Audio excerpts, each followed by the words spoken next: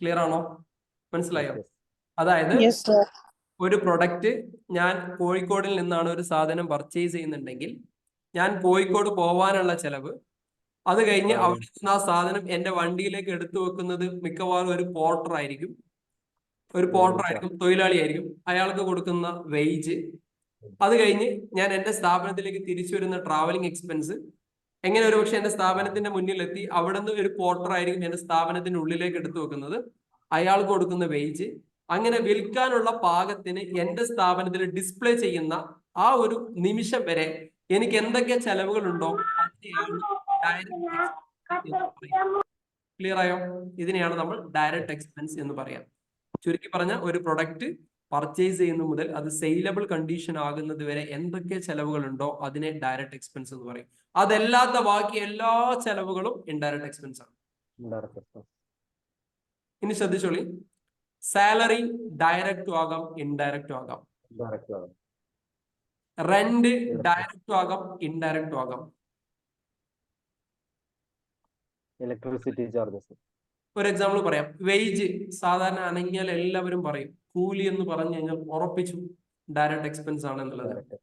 ഇനി ശ്രദ്ധിച്ചോളെ, ഞാൻ എൻ്റെ സ്ഥാപനം ഇങ്ങനെ വർക്ക് ചെയ്തുകൊണ്ടിരിക്കുന്നതിനിടയിൽ രാവിലെ വരുന്ന സമയത്ത് നമ്മൾ ഈ റാക്ക് ഡിസ്പ്ലേ സെറ്റ് ചെയ്തെടുത്ത് ഒരു പാമ്പ്, വെറുതെ ഒരു എക്സാമ്പിൾ, റാക്ക് സെറ്റ് ചെയ്തിരിക്കുന്നിടത്ത് രാവിലെ വന്ന് തുറന്നു നോക്കുമ്പോൾ അവിടെ ഒരു പാമ്പ്.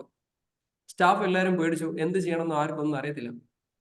അപ്പൊ ഒരാളെന്ന് പറഞ്ഞു, നമുക്കൊരു കാര്യം ചെയ്യാം, ഒരു പാമ്പ് പിടുത്തക്കാരനുണ്ട് ഇവിടെ, അയാളെ വിളിച്ചിട്ട് എന്ത് ചെയ്യാം, ഈ പാമ്പിനെ ഇവിടെ നിന്ന് ഒഴിവാക്കാന്ന് വിചാരിച്ചു. നമുക്കൊന്നും ചെയ്യാൻ പറ്റത്തില്ല, കയ്യോ, ഒരു പാമ്പ് വന്ന് എന്ത് ചെയ്യാൻ പറ്റും, നോക്കിക്കാനേ പറ്റത്തുള്ളൂ. ബാക്കിയൊക്കെ പാമ്പ് ചെയ്യും അല്ലെ, നമുക്ക് നോക്കിക്കാനേ പറ്റത്തുള്ളൂ. അപ്പൊ എന്താ വെച്ച് കഴിഞ്ഞാല്, അപ്പൊ നമ്മൾ ഈ പാമ്പ് പിടുത്തക്കാരനെ വിളിച്ചു, അയാൾ ഈ സാധനത്തിനെ പിടിച്ചു, അയാൾക്ക് നമ്മൾ എന്ത് കൊടുക്കും? സാലറി ആണോ കൊടുക്കുക, വേജ് ആണോ കൊടുക്കുക? അല്ലേ? ഇത്രയും കാലം പഠിച്ചനുസരിച്ച് വേജ് എന്ന് പറഞ്ഞു കഴിഞ്ഞാൽ എന്താ? വേജ് എന്ന് പറഞ്ഞാൽ നിങ്ങൾ ഇത്രയും കാലം പഠിച്ച എന്താ? Direct expense. വേജ് എന്ന് പറഞ്ഞാൽ ഡയറക്റ്റ് എക്സ്പെൻസ് തെറ്റി. വേജ് എന്ന് പറഞ്ഞാൽ പ്രൊഡക്റ്റുമായിട്ട് ഒരു അവിഹിതം ബന്ധത്തിലേക്ക്. കാരണം പാമ്പ് പിടിക്കാൻ കൊടുത്ത അയാൾക്ക് കൊടുത്ത എക്സ്പെൻസ് എന്താ? വേജ് ആണ്. ആ വേജ് പ്രൊഡക്റ്റുമായിട്ട് എന്തെങ്കിലും കണക്ഷൻ ഉണ്ടോ? ഇല്ല. അപ്പൊ ആ വേജ് എന്താവും? ഇൻഡയറക്റ്റ് എക്സ്പെൻസ് ആയി. ക്ലിയർ ആയെന്ന് വിചാരിക്കും. മനസ്സിലായില്ലേ? മൈക്ക് മ്യൂട്ടാണ്. എല്ലാവരും സംസാരിച്ച് ഡൗട്ടൊക്കെ അനുസരിച്ച് മൈക്ക് മ്യൂട്ടാണ്. ഇത്രേ ഉള്ളൂ. അപ്പൊ എല്ലാ വേജും എന്തല്ല? ഡയറക്റ്റ് എക്സ്പെൻസ് അല്ല.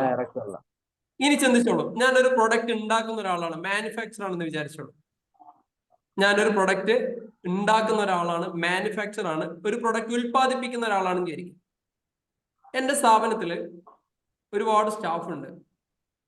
അയാൾക്ക് കൊടുക്കുന്ന സാലറി ഡയറക്റ്റ് ആണോ ഇൻഡയറക്റ്റ് ആണോ? ഇൻഡയറക്റ്റ്. എന്തുകൊണ്ട് മാനുഫാക്ചറിങ് അല്ലേ? മാനുഫാക്ചറിങ് പ്രൊഡക്റ്റ് സെയിൽ ചെയ്യുന്നവരെ നമ്മൾ ഡയറക്റ്റ് എക്സ്പെൻസ് ആയിട്ടല്ലേ അത് സേവ് ചെയ്ത് വെക്കാം. എക്സാക്ട്ലി. ക്ലിയർ ആയില്ലേ? നമ്മൾ ഇത്രയും മനസ്സിലാക്കേണ്ടുള്ളൂ. ഡയറക്റ്റ് എക്സ്പെൻസ് എന്ന് പറഞ്ഞു കഴിഞ്ഞാൽ ആ ഒരു പ്രൊഡക്റ്റുമായിട്ട് ഡയറക്റ്റ് ആയിട്ട് കണക്ഷൻ, അല്ല ഡയറക്റ്റ് ആയിട്ട് കൊടുക്കുക എന്നുള്ളതല്ല. എന്താണോ ചെയ്യുന്ന ആ ബിസിനസ്സുമായിട്ട് ഡയറക്റ്റ് ആയിട്ട്, ആ പ്രൊഡക്റ്റുമായിട്ട് ഡയറക്റ്റ് ആയിട്ട് കണക്ഷൻ ഉണ്ടോ ഇല്ലേ എന്ന് നോക്കിയാൽ മതി. ഡയറക്റ്റ് ആയിട്ട് കണക്ഷൻ ഉണ്ടെങ്കിൽ അത് ഡയറക്റ്റ് എക്സ്പെൻസ് ആണ്, അങ്ങനെ കണക്ഷൻ ഇല്ലെങ്കിൽ അത് ഇൻഡയറക്റ്റ് എക്സ്പെൻസ്. ക്ലിയർ ആയി എന്ന് വിചാരിക്കുകയാണ്. ഇതാണ് ഫസ്റ്റത്തെ മിസ്റ്റേക്ക്. നമ്മൾ പഠിക്കുന്നിടത്ത് ഏറ്റവും വലിയ മിസ്റ്റേക്ക് ആണ്. ഇവിടെ തെറ്റിക്കഴിഞ്ഞാൽ ട്രേഡിംഗ് അക്കൗണ്ട് തെറ്റും, GP ഗ്രോസ് പ്രോഫിറ്റ് തെറ്റും നടത്താം. ക്ലിയർ ആയില്ലേ? അപ്പോൾ ഡയറക്റ്റ് എക്സ്പെൻസ് എന്ന് പറഞ്ഞ ഒരു പ്രൊഡക്റ്റ് സെയിലബിൾ കണ്ടീഷൻ, അതായത് വാങ്ങുന്നത് മുതൽ സെയിലബിൾ കണ്ടീഷൻ ആകുന്നത് വരെ എന്തൊക്കെ ചെലവുകൾ ഉണ്ടോ അതിനെയൊക്കെ നമ്മൾ ഡയറക്റ്റ് എക്സ്പെൻസ് എന്നാണ് പറയുന്നത്. ഇനി ഒന്നും കൂടി പറയാം, ഒരു എക്സാമ്പിൾ പറയാം. എന്റെ സ്ഥാപനം, ഞാൻ കോഴിക്കോട് നിന്ന് സാധനം എടുത്ത് വരുന്ന ഒരാളാണ്. അപ്പം എന്റെ സ്ഥാപനത്തിന് അടുത്ത് എത്തിയിട്ട് എനിക്ക് രണ്ട് നില കയറിയിട്ട് വേണം എന്റെ സ്ഥാപനത്തിനോട് റാക്ക് സെറ്റ് ചെയ്യാൻ, റാക്കിൽ ഇത് ഫിക്സ് ചെയ്യാൻ വേണ്ടിയിട്ട് സാധനം. കാരണം ഈ ഒരു 1000 ടാബ് ഞാൻ കോഴിക്കോട് നിന്ന് വാങ്ങി വെച്ചിട്ടുണ്ടെന്ന് എനിക്ക്. ഇങ്ങനെ ഇടക്കിടയ്ക്ക് ഞാൻ കോഴിക്കോട് നിന്ന് വാങ്ങി വരാറുണ്ട്. അങ്ങനെ വാങ്ങി വെച്ചിട്ട് എന്റെ സ്ഥാപനത്തിൽ സ്റ്റോക്ക് ചെയ്യുന്ന ആളുകൾ എടുത്തു പോകാനാണ് പതിവ്. അപ്പൊ ഇതിന്റെ ഇടയിൽ എപ്പോ ഈ ഒരു പോർട്ടർ വന്നിട്ട് അയാൾ ഒരു ബോക്സിന് ഇത്ര രൂപ എന്ന് പറഞ്ഞിങ്ങനെ പോവാണ്. അത് എനിക്ക് വലിയ രീതിയിൽ നഷ്ടമായിരുന്നു. അപ്പൊ ഞാൻ എന്ത് ചെയ്തു, ഒരു ബംഗാളിയെ പണിക്ക് വെച്ചു. അയാളോട് പറഞ്ഞെന്താ അറിയോ, നിങ്ങൾക്ക് മാസം ഒരു 8,000 റുപ്പീസ് തരാം, സാലറി ആയിട്ട് 8,000 റുപ്പീസ് തരാം. നിങ്ങൾ എന്ത് ചെയ്യണം, ഞാൻ ഇവിടെ കോഴിക്കോട് നിന്ന് സാധനം വാങ്ങി താഴത്ത് വെക്കും. നിങ്ങളുടെ പണി എന്താ, ഈ വന്ന സാധനം മുകളിലേക്ക് കയറ്റുക, അവിടെയുള്ള സാധനം ഇങ്ങോട്ടേക്ക് ഇറക്കുക. ഇത് മാത്രമേ പണിയുള്ളൂ. ഇവിടെയുള്ള സാധനങ്ങൾ പർച്ചേസ് ചെയ്ത ഈ സാധനങ്ങൾ നേരെ മുകളിലേക്ക് കയറ്റുക. ആ ഒരു പണി മാത്രമേ ഉള്ളൂ എന്ന് വിചാരിക്കും. പർച്ചേസ് ചെയ്ത് ഇവിടെ എത്തിയ സാധനം നേരെ മുകളിലേക്ക് കയറ്റും. അയാൾക്ക് നമ്മൾ കൊടുക്കുന്നത് സാലറിയാണ്. Is it direct or indirect? Direct.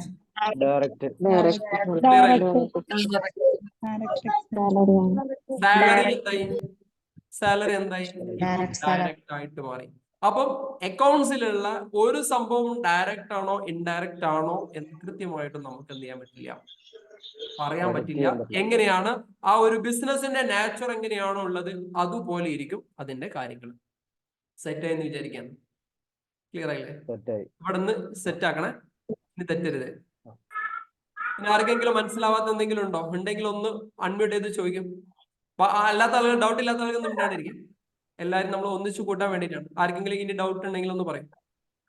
എവിടെയാ ഇൻഡയറക്റ്റ് ആണോ ഡയറക്റ്റ് ആണോ പറഞ്ഞ? ഏത്? ഇപ്പം ഡയറക്റ്റ് ആണ് പറഞ്ഞത്. ഇത്രേ ഉള്ളൂ. ഒരു പ്രൊഡക്റ്റ് വാങ്ങിയത് മുതൽ നമ്മുടെ സ്ഥാപനത്തിൽ റാക്ക് വെക്കുന്നത് വരെ എന്തൊക്കെ ചെലവുണ്ടോ അതിനൊക്കെ ഡയറക്റ്റ് എന്നാണ് വിളിക്കുക. ബാക്കി എല്ലാം ഇൻഡയറക്റ്റ്. ക്ലിയർ ആയില്ലേ? ഏത് എക്സ്പെൻസ്, ഏത് പേര് എന്നുള്ളത് മാറ്റർ അല്ല. ഈ പ്രൊഡക്റ്റുമായിട്ട് ഇതിന് ഡയറക്റ്റ് കണക്ഷൻ ഉണ്ടോ എന്നുള്ള. അങ്ങനെ നമ്മുടെ സ്ഥാപനത്തിന്റെ റാക്കിലെത്തി പിന്നീട് അവിടെ എന്ത് എക്സ്പെൻസ് നടന്നു കഴിഞ്ഞാലും അത് ഇൻഡയറക്റ്റ് ആണ്.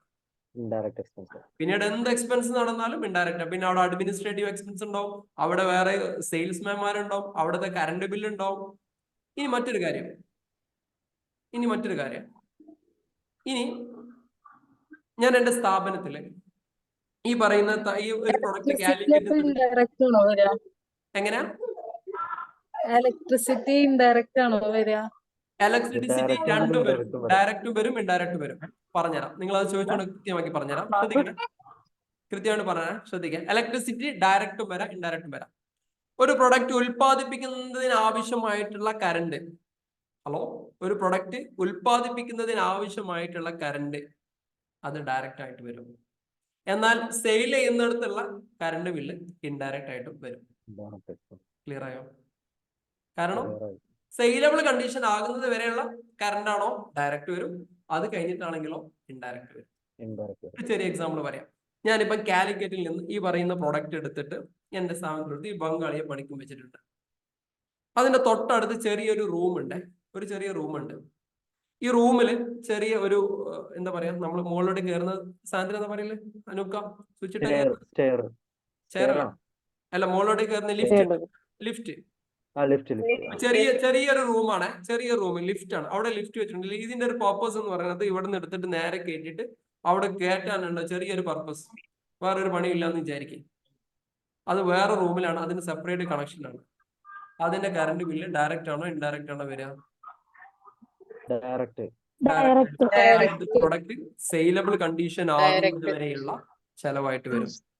നമ്മൾ ഏത് എക്സ്പെൻസ് എന്നതിന്റെ പേര് നമ്മൾ നോക്കേണ്ട ആവശ്യമില്ല. നമ്മൾ ആ ഒരു കണ്ടീഷൻ ഏതാണ്, ഏത് സമയത്താണ് ആ ഒരു എക്സ്പെൻസ് നടന്നത് എന്ന് മാത്രം നോക്കിയാൽ മതി, വേറെ ഒന്നും നോക്കണ്ട. ക്ലിയർ ആയില്ലേ? ഇപ്പൊ ഞാൻ അക്കാഡമിക്, ഞാൻ എന്റെ ഇൻസ്റ്റിറ്റ്യൂട്ടിൽ പഠിപ്പിക്കുന്ന സമയത്ത് കുട്ടികളെ ഞാൻ ചോദിക്കുമ്പോൾ ആരും തെറ്റിടാറില്ല. കാരണം അവരുടെ മനസ്സ് എന്താണോ അപ്പം ചിന്തിച്ചതാണ് ആയിരിക്കും അതിന്റെ എക്സ്പെൻസും ഇൻകം ആയിട്ട് വരിക. അല്ലെങ്കിൽ കൃത്യമായിട്ട് നമ്മൾ പറയണം. ചോദിക്കും. ഡെലിവറി ചെയ്യുമ്പോ അതും ഡെലിവറി ചെയ്യൂലേ, അപ്പൊ അങ്ങനെ വരുന്ന എക്സ്പെൻസോ? ഡെലിവറി ചെയ്യുമ്പോൾ ഡെലിവറി ചാർജ്. യെസ്, ഡെലിവറി ചെയ്യുമ്പോൾ ഉണ്ടാകുന്ന എക്സ്പെൻസ് ഒക്കെ അത് കഴിഞ്ഞതിന് ശേഷം, സെയിലബിൾ കണ്ടീഷൻ ആയതിനു ശേഷം വരുന്നല്ലേ. അപ്പൊ അത് ഇൻഡയറക്റ്റ്. അതായത് റാക്കിൽ വെച്ച് കഴിഞ്ഞു, അവിടുന്ന് സ്ഥലം വിട്ടു, അത് വരെയാണ് ഡയറക്റ്റ് എക്സ്പെൻസ്. അത് കഴിഞ്ഞതിന് ശേഷം പിന്നെ അവിടുന്ന് മാറ്റി വെക്കാനുള്ള വേറെ ചെലവ് ഒന്നും വിചാരിച്ചോളി, ഇൻഡയറക്റ്റ് ആണ്. അവിടെ റൂട്ടിൽ സെയിൽസിൽ നിൽക്കുന്നവൻ ഇൻഡയറക്റ്റ് ആണ്. ഈ സെയിൽസിൽ നിൽക്കുന്നവന് വെള്ളം കുടിക്കാൻ വേണ്ടി പൈസ കൊടുത്തു, ഇൻഡയറക്റ്റ് ആണ്. അവിടെ വെള്ളത്തിന്റെ ഒരു ബോക്സ് വെച്ചിട്ടുണ്ട്, അതിനകത്ത് ഫില്ല് ചെയ്യുന്നുണ്ട്, എക്സ്പെൻസ് ആണ്. പിന്നെ അവൻ ചായ കുടിക്കുന്നുണ്ട്, ഇൻഡയറക്റ്റ് ആണ്. അവിടുത്തെ കറണ്ട് ബില്ല് ഇൻഡയറക്റ്റ് ആണ്. AC-ന്റെ ചാർജ് ഉണ്ടായി. പിന്നെ അവിടെ എന്ത് നടക്കുന്നു? ഇങ്ങനെ വർക്ക് ചെയ്യുന്നതിന്റെ ഇടയിൽ എന്തോ ഒരു സാധനം നിലത്ത് വീണ് ഇവിടുത്തെ ടൈൽ അങ്ങ് പൊട്ടിയെന്ന് വിചാരിക്കും. ടൈൽ അങ്ങ് പൊട്ടിയെന്ന് വിചാരിക്കും. മുകളിൽ എന്തോ സാധനം നിലത്ത് വീണ് ടൈല് പൊട്ടി. അപ്പൊ നമ്മൾ എന്ത് ചെയ്യും? ഈ ടൈല് പണിക്കാരനെ വിളിച്ചിട്ട് ഈ ടൈൽസ് നന്നാക്കും. അയാൾക്ക് നമ്മൾ എന്താ കൊടുക്കുക? കൂലിയാ കൊടുക്കുക. ആ കൂലി എന്താണ്? ഇൻഡയറക്റ്റ് ആണ്. Indirect wage. ഇൻഡയറക്റ്റ്. ക്ലിയർ ആയില്ലേ? അവിടെ വരെ അഥവേ ഇതവേ ഈ രണ്ട് രീതിയിൽ നമ്മൾ ഇതിനെ മനസ്സിലാക്കണം. Direct expense or indirect expense എന്നുള്ള ഈ രീതിയിൽ വേണം നമ്മൾ മനസ്സിലാക്കാൻ. അപ്പൊ എല്ലാവരും ചോദിക്കും, നമ്മളൊരു അക്കൗണ്ട് സ്ഥാപനത്തിൽ വർക്ക് ചെയ്യുന്ന സമയത്ത് ഡയറക്റ്റ് ആണോ ഇൻഡയറക്റ്റ് ആണോ അത് എങ്ങനെ ഐഡന്റിഫൈ ചെയ്യും എന്നൊരു ചോദ്യമല്ലേ? നിങ്ങളൊരു സ്ഥാപനത്തിൽ അക്കൗണ്ടന്റ് ആണെങ്കിൽ ഒരാൾക്ക് പൈസ കൊടുക്കുമ്പോൾ എന്തിനാണ് കൊടുക്കുന്നതിനെ കുറിച്ച് നിങ്ങൾക്ക് ബോധം ഉണ്ടാവുമല്ലോ. ഉദാഹരണം, അനൂപ്ക്ക് പറയാണ്, ഞാൻ കാലിക്കറ്റ് പോയി സാധനം എടുക്കാൻ വേണ്ടി പോകണം, എന്റെ വണ്ടിക്കൂലി തരണം എന്ന് പറഞ്ഞു കഴിഞ്ഞാൽ ഡയറക്റ്റ് ആണ്. അനൂപ്ക്ക് പറയാണ്, ഞാൻ ഈ സാധനം ഡെലിവറി ചെയ്യാൻ വേണ്ടി പോവാണ്, അതിന്റെ വണ്ടിക്കൂലി എന്ന് പറയുമ്പോൾ അത് ഇൻഡയറക്റ്റ്. ഇതേ സാധനം വണ്ടിക്കൂലി എന്തായി മാറും? ഡയറക്റ്റ് ഓർ ഇൻഡയറക്റ്റ് അങ്ങോട്ടും ഇങ്ങോട്ടും മാറും. ഒരേ ചോദ്യം രണ്ട് സിനാരിയോയിൽ കൊടുക്കുന്ന രണ്ടും ഡിഫറെന്റ് ആയിരിക്കും. Nature of business. നാച്ചുറൽ എന്താണോ അവിടെ സംഭവിക്കുന്നത്. ഇതെന്തിനാണ് ഡയറക്റ്റും ഇൻഡയറക്റ്റും എന്ന് മനസ്സിലായോ? ഉദാഹരണം, ഇത് കൃത്യമായിട്ട് പറഞ്ഞു എന്തിനാണ് ഇങ്ങനെ തന്നെ കാൽക്കുലേറ്റ് ചെയ്യുന്നത്, എന്തിനാണ് ഇങ്ങനെ മനസ്സിലാക്കുന്നതായിരിക്കും. ഈ ഒരു പ്രൊഡക്റ്റ്, ഈ AC-ന്റെ റിമോട്ടിന് ഒരു 500 രൂപ ഉണ്ടെന്ന് വിചാരിക്കും. AC-യുടെ റിമോട്ടിന് 500 രൂപ ഉണ്ടെന്നായിരിക്കും. ഞാൻ എന്ത് ചെയ്യാണ്?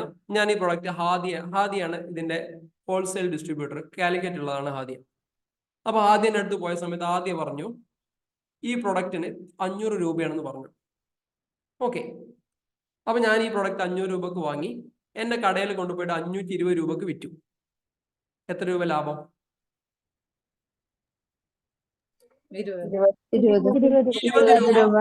20 രൂപ ലാഭം. പക്ഷെ ഇവിടെ ഒരു വലിയൊരു അബദ്ധമുണ്ട്. എനിക്ക് ഇവിടെ ഇത് വാങ്ങാൻ വേണ്ടി പോയപ്പോ എനിക്കൊരു 20 രൂപ ശ്രദ്ധിക്കണേ, ഇത് വാങ്ങാൻ വേണ്ടി പോകുമ്പോ എനിക്കൊരു 20 രൂപ ചെലവുണ്ട്. പോയി വരാൻ വേണ്ടി ഒരു 20 രൂപ ചെലവുണ്ട്. അങ്ങനെ ആകുമ്പോ ഇതിന്റെ യഥാർത്ഥ കോസ്റ്റ് എത്രയാ? 500 + 20.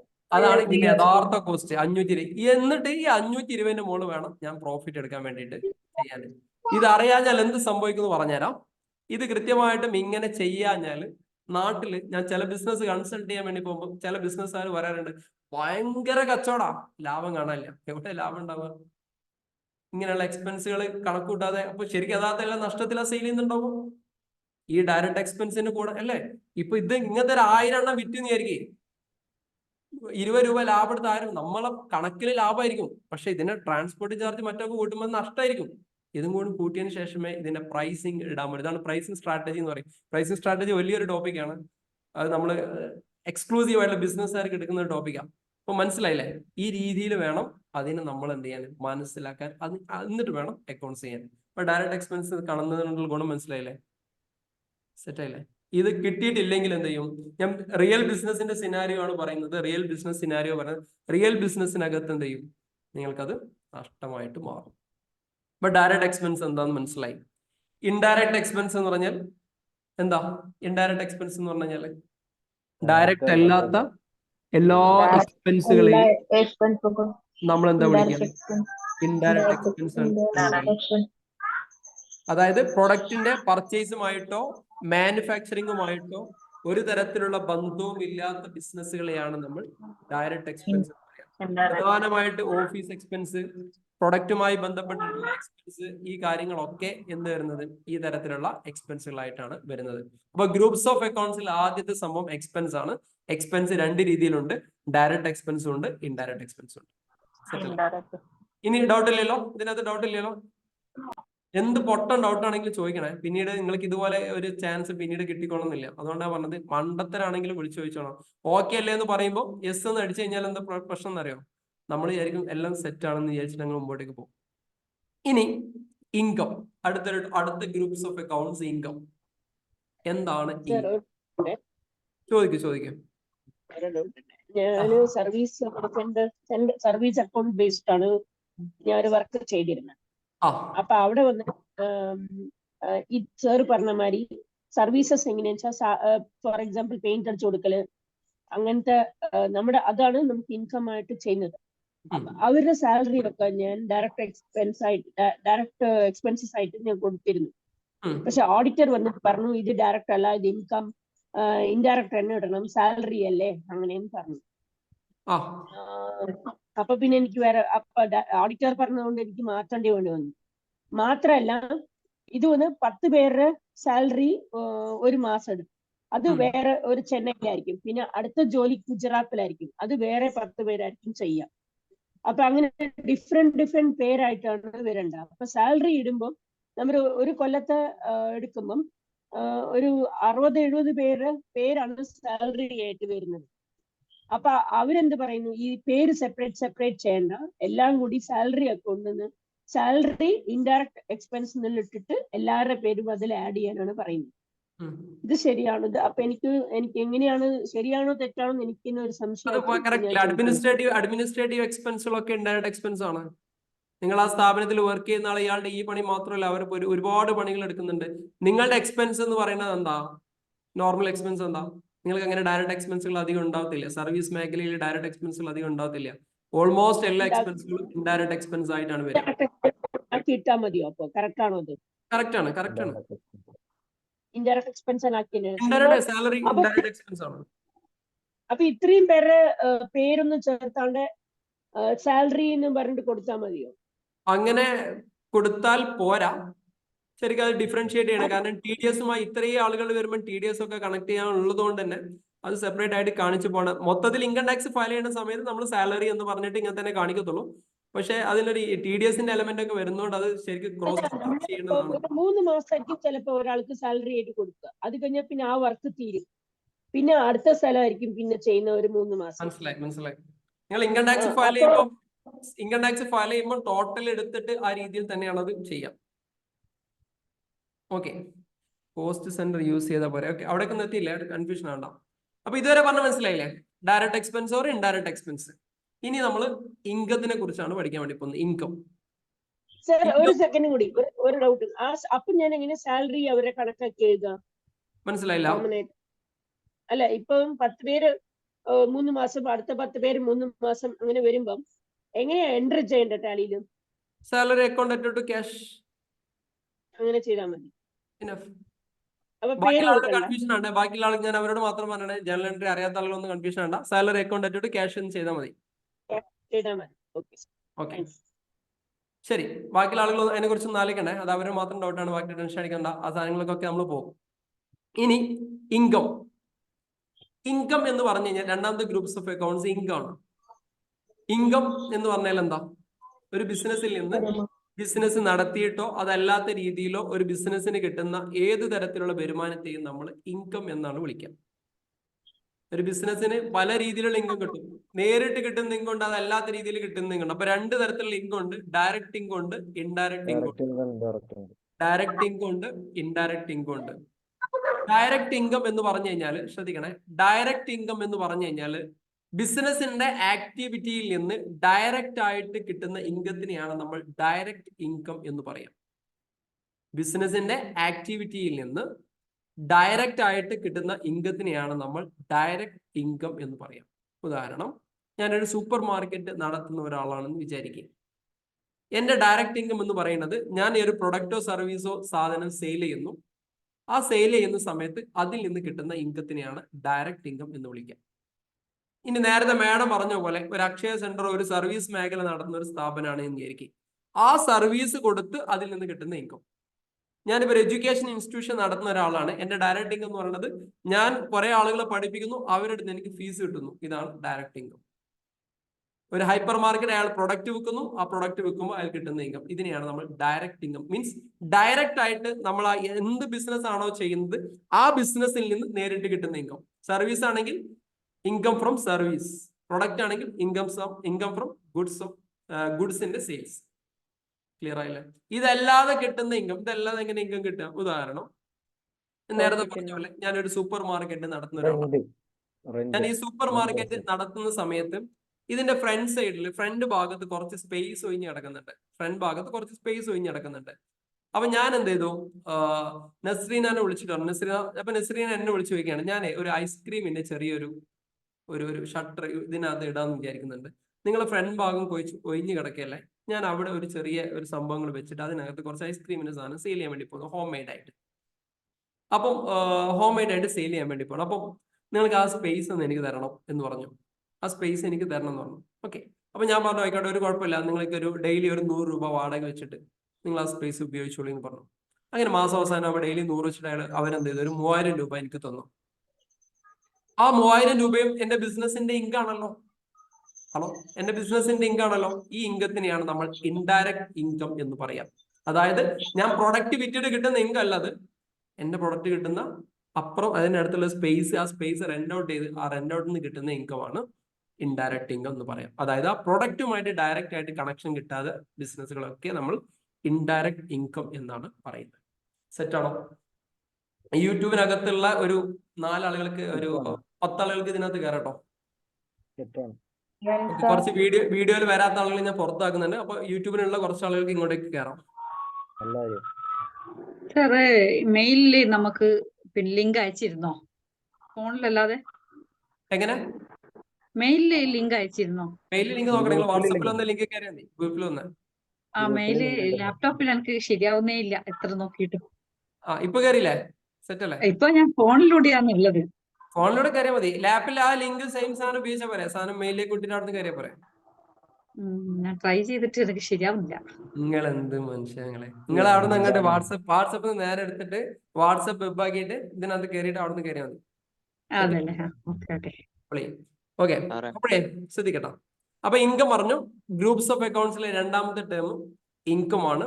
ഇൻകം എന്ന് പറഞ്ഞു കഴിഞ്ഞാൽ ബിസിനസ്സിന് കിട്ടുന്ന എല്ലാ വരുമാനത്തെയും ഇൻകം എന്നാണ് പറയാം. ബിസിനസ് നടത്തി നേരിട്ട് നടത്തുന്ന ഒരു ആക്ടിവിറ്റിയിൽ നിന്ന് നേരിട്ട് കിട്ടുന്ന ഇൻകത്തിനെയാണ് നമ്മൾ ഡയറക്റ്റ് ഇൻകം എന്ന് പറയാം. അതല്ലാത്ത ഇൻകംസ് ഒക്കെ എന്താണ്? ഇൻഡയറക്റ്റ് ഇൻകം ആയിട്ടാണ് ട്രീറ്റ് ചെയ്യാം. Indirect income. എന്തെങ്കിലും കൺഫ്യൂഷൻ ഉണ്ടോ? ഇന്നലെ ചോദിച്ചില്ലേ, ഇന്നലെ റിട്ടേൺ ഇൻവാർഡ് എന്ന് പറഞ്ഞതും റിട്ടേൺ ഔട്ട്വാർഡ് എന്ന് പറഞ്ഞ ആ കഴിഞ്ഞ ക്ലാസ്സിൽ പറഞ്ഞ ആ രണ്ട് സംഗതികളും സെയിൽസ് റിട്ടേണും പർച്ചേസ് റിട്ടേൺ എന്ന് പറഞ്ഞില്ല. അതില് നോട്ട്സില് നിങ്ങളെ വീഡിയോയില് നിങ്ങൾ വേറെ ഇത് പറഞ്ഞത്, നോട്ട്സിലാണെന്നുണ്ടെങ്കിൽ രണ്ടായിട്ടാ കൊടുത്തു തോന്നുന്നു. മാറിയിട്ട് കൊടുത്തിട്ടുണ്ടോ? അറിയില്ല, ശ്രദ്ധിച്ചില്ല. അങ്ങനെ മാറിയിട്ടുണ്ടെങ്കിൽ തിരുത്താം. പർച്ചേസ് റിട്ടേൺ എന്ന് പറയുമ്പോൾ പർച്ചേസ് റിട്ടേൺ അതിൽ എന്താ പറഞ്ഞ? റിട്ടേൺ ഇൻവേർഡ് ആണോ ഔട്ട്വേർഡ് ആണോ? Return outward. അങ്ങനെ തന്നെയല്ലേ നോട്ടിലുള്ള? അതെ. അതായിരിക്കും. നിങ്ങളുടെ അടുത്ത് എന്തെങ്കിലും മിസ്റ്റേക്ക് പറ്റിയായിരിക്കും, തിരിച്ചാൽ മതി, കുഴപ്പമില്ല. പോട്ടെ, നോ ഇഷ്യൂ. ചെറിയ മാറ്റം വിട്ടേക്ക്, അത് ശ്രദ്ധിച്ചാൽ മതി. പർച്ചേസ് റിട്ടേൺ ഔട്ട്വേർഡ് എന്നാണ് വിളിക്കുക. Sales return return inward. എന്തുകൊണ്ടാണ് ഔട്ട്വേർഡ് എന്ന് വിളിക്കുന്നത് ശ്രദ്ധിച്ചാൽ മതി. മ്യൂട്ട് ചെയ്യണം എല്ലാവരും. ഉദാഹരണം, ഞാനൊരു പ്രൊഡക്റ്റ് പർച്ചേസ് ചെയ്തു. ഈ പ്രൊഡക്റ്റ് പർച്ചേസ് ചെയ്തു, ഇതെന്തോ കംപ്ലൈന്റ് ഉണ്ടായി, തിരിച്ച് അങ്ങോട്ടേക്ക് കൊടുത്തു. മ്യൂട്ട് ചെയ്യണേ, പ്ലീസ് മ്യൂട്ട് ചെയ്യണേ.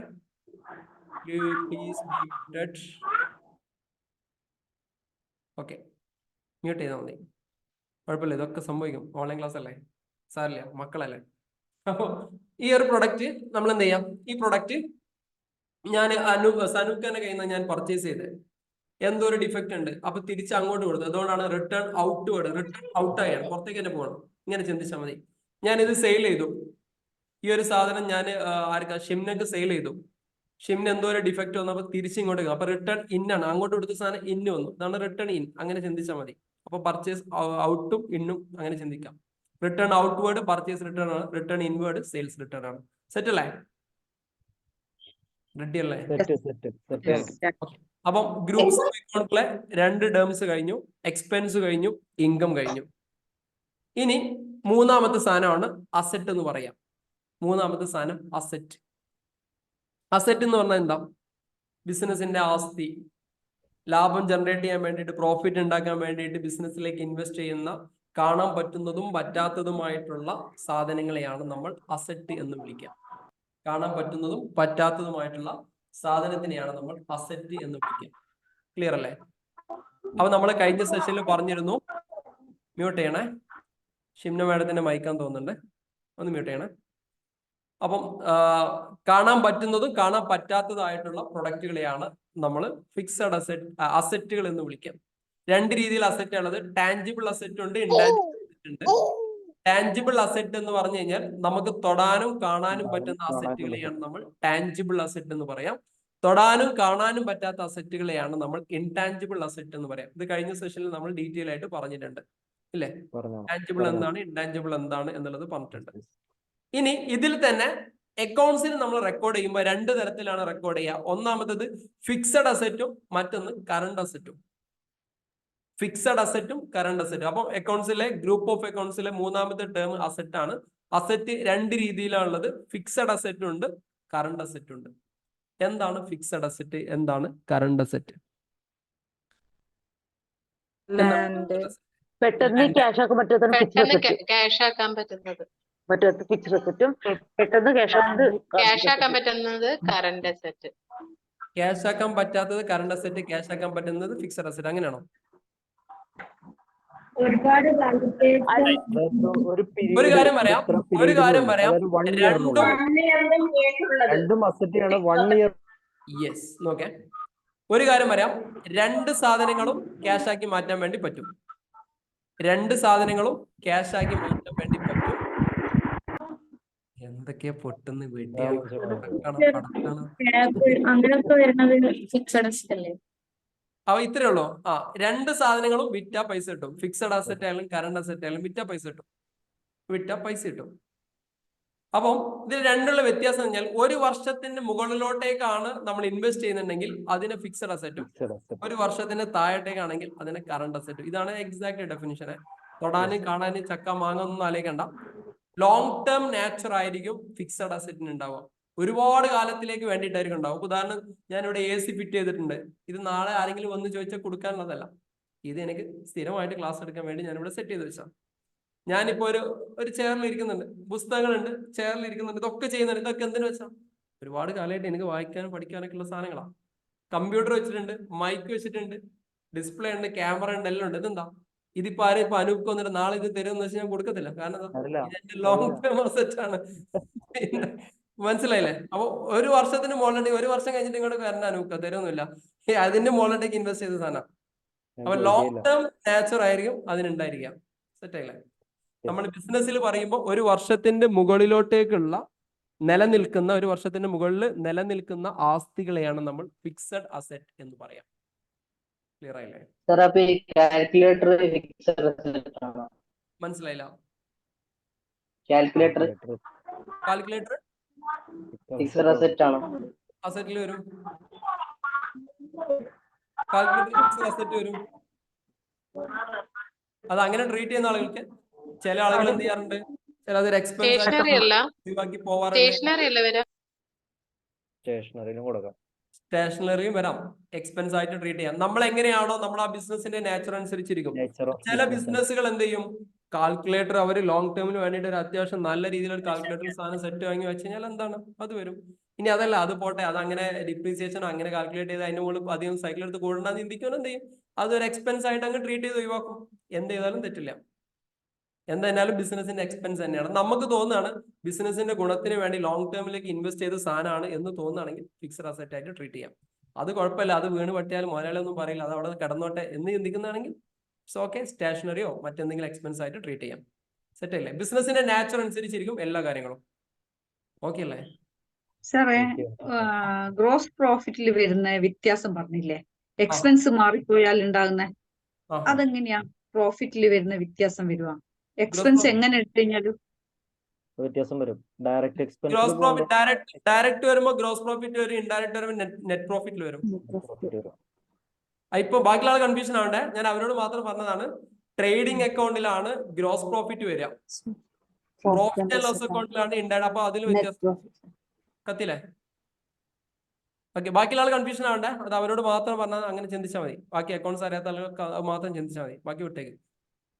തിരിഞ്ഞു നീയിരിക്കുന്നു. അപ്പം ഫിക്സഡ് അസറ്റ് ഒരു വർഷത്തിന് മുകളിലോട്ടേക്ക് ഇൻവെസ്റ്റ് ചെയ്യുന്ന സാധനം, ഒരു വർഷത്തിന് താഴോട്ടേക്ക് ഇൻവെസ്റ്റ് ചെയ്യുന്ന സാധനത്തിനെയാണ് നമ്മൾ കറണ്ട് അസറ്റ്. അപ്പൊ ഒരു വർഷത്തിന് മുകളിലോട്ടേക്ക് എന്തൊക്കെ ഇൻവെസ്റ്റ് ചെയ്യാം? കമ്പ്യൂട്ടർ വാങ്ങും, ഫർണിച്ചർ വാങ്ങും, ബിൽഡിംഗ് വാങ്ങും,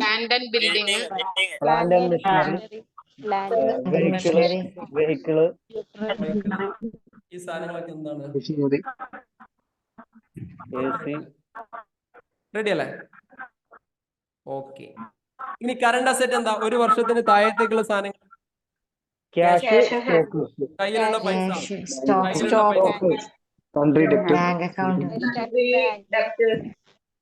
sundry debtors, cash in hand, cash at bank, prepaid expense, stock in hand, bill, പൈസ കിട്ടാനുള്ള ബിൽസ് റിസീവബിൾ, ഈ സാധനങ്ങളൊക്കെ ഇവിടെ വരും, കറണ്ട് അസറ്റ് ആയിട്ട് വരും. ഇതെന്താണെന്നുള്ളത് ബാക്കിയുള്ള ആലോചിക്കേണ്ട. ഒരു വർഷത്തിന് താഴത്തേക്ക് കിട്ടുന്ന സാധനങ്ങളൊക്കെ കറണ്ട് അസറ്റ് എന്ന് മാത്രം ബാക്കിയുള്ള ആളുകൾ ആലോചിച്ചാൽ മതി. ഈ പറഞ്ഞ സാധനങ്ങളൊക്കെ കൺഫ്യൂഷൻ ഉണ്ടെങ്കിൽ പോകുന്ന വാക്കിൽ റെഡിയാവും. ക്യാഷ് ഇൻ ഹാൻഡ് എന്ന് പറഞ്ഞാൽ കയ്യിലുള്ള പൈസ, അത് ഒരു വർഷത്തോണ്ട് അങ്ങോട്ടും ഇങ്ങോട്ടൊക്കെ നിൽക്കും. ഒരു മിനിറ്റ് കൊണ്ട് പോകും ചിലപ്പോൾ അങ്ങോട്ടും ഇങ്ങോട്ടും. ക്യാഷ് അറ്റ് ബാങ്ക് ഒരു മിനിറ്റ് കൊണ്ട് അങ്ങോട്ടും ഇങ്ങോട്ടൊക്കെ നടക്കും. ക്ലിയർ ആയില്ലേ? ബിൽസ് റിസീവബിൾ, കിട്ടാനുള്ള പൈസ. നമ്മൾ സാധാരണ ഇതിൽ കടം കൊടുക്കുക ഒരു വർഷത്തിന് മുകളിലോട്ടേക്ക് അല്ലല്ലോ കടം കൊടുക്കാം. എടാ കടം വാങ്ങി പോകുന്നവരെന്ന് പറയാം ഇപ്പൊ തരാം കേട്ടോ, ഇപ്പൊ ശരിയാക്കി തരാറുണ്ട്, അടുത്ത ബില്ല് വരുമ്പോൾ തരാൻ തട്ടപ്പോ അത് തരോ ഇല്ല എന്നുള്ള മറ്റൊരു വിഷയം. നോർമലി അങ്ങനെയാണ് പറയാം, അത് ഷോർട്ട് ടേം സാധനങ്ങളായിട്ടാണ് പറയാം. സൺഡേ ഡെപ്റ്റേഴ്സ് എപ്പോഴും എന്താണ് കറണ്ട് അസറ്റ് ആയിട്ടാണ് ട്രീറ്റ് ചെയ്യുക. എന്താ സൺഡേ ഡെപ്റ്റേഴ്സ്? കടം എങ്ങനെയാണ് ഒരു അസറ്റ് ആയിട്ട് വരിക? സെയിൽസ് ചെയ്യുമ്പോ നമുക്ക് കിട്ടാനുള്ള പൈസ അതെങ്ങനെയാണ് ആ ഒരു കടം? ഓക്കെ, ഒറ്റ മിനിറ്റ്, ഇനി ഒരാൾ സംസാരിക്കാം. നമ്മളൊരു കടം എങ്ങനെയാണ് ഒരു അസറ്റ് ആയിട്ട് വരുന്നത്? അനൂക്ക് എന്റെ കയ്യിൽ നിന്നൊരു സാധനം പർച്ചേസ് ചെയ്ത് പോവാണ്, അതൊരു കടാണ്, കടത്തിനാണ് സെയിൽ. ഇതെങ്ങനെയാണ് അസറ്റ് ആയിട്ട് മാറുന്നത്? നമ്മളെ സംബന്ധിച്ചത് അസറ്റാണ്. ഫ്യൂച്ചറിൽ കിട്ടാനുള്ള ഇൻകം. അത് ബിസിനസ് ക്യാഷ് ഇൻഫ്ലോ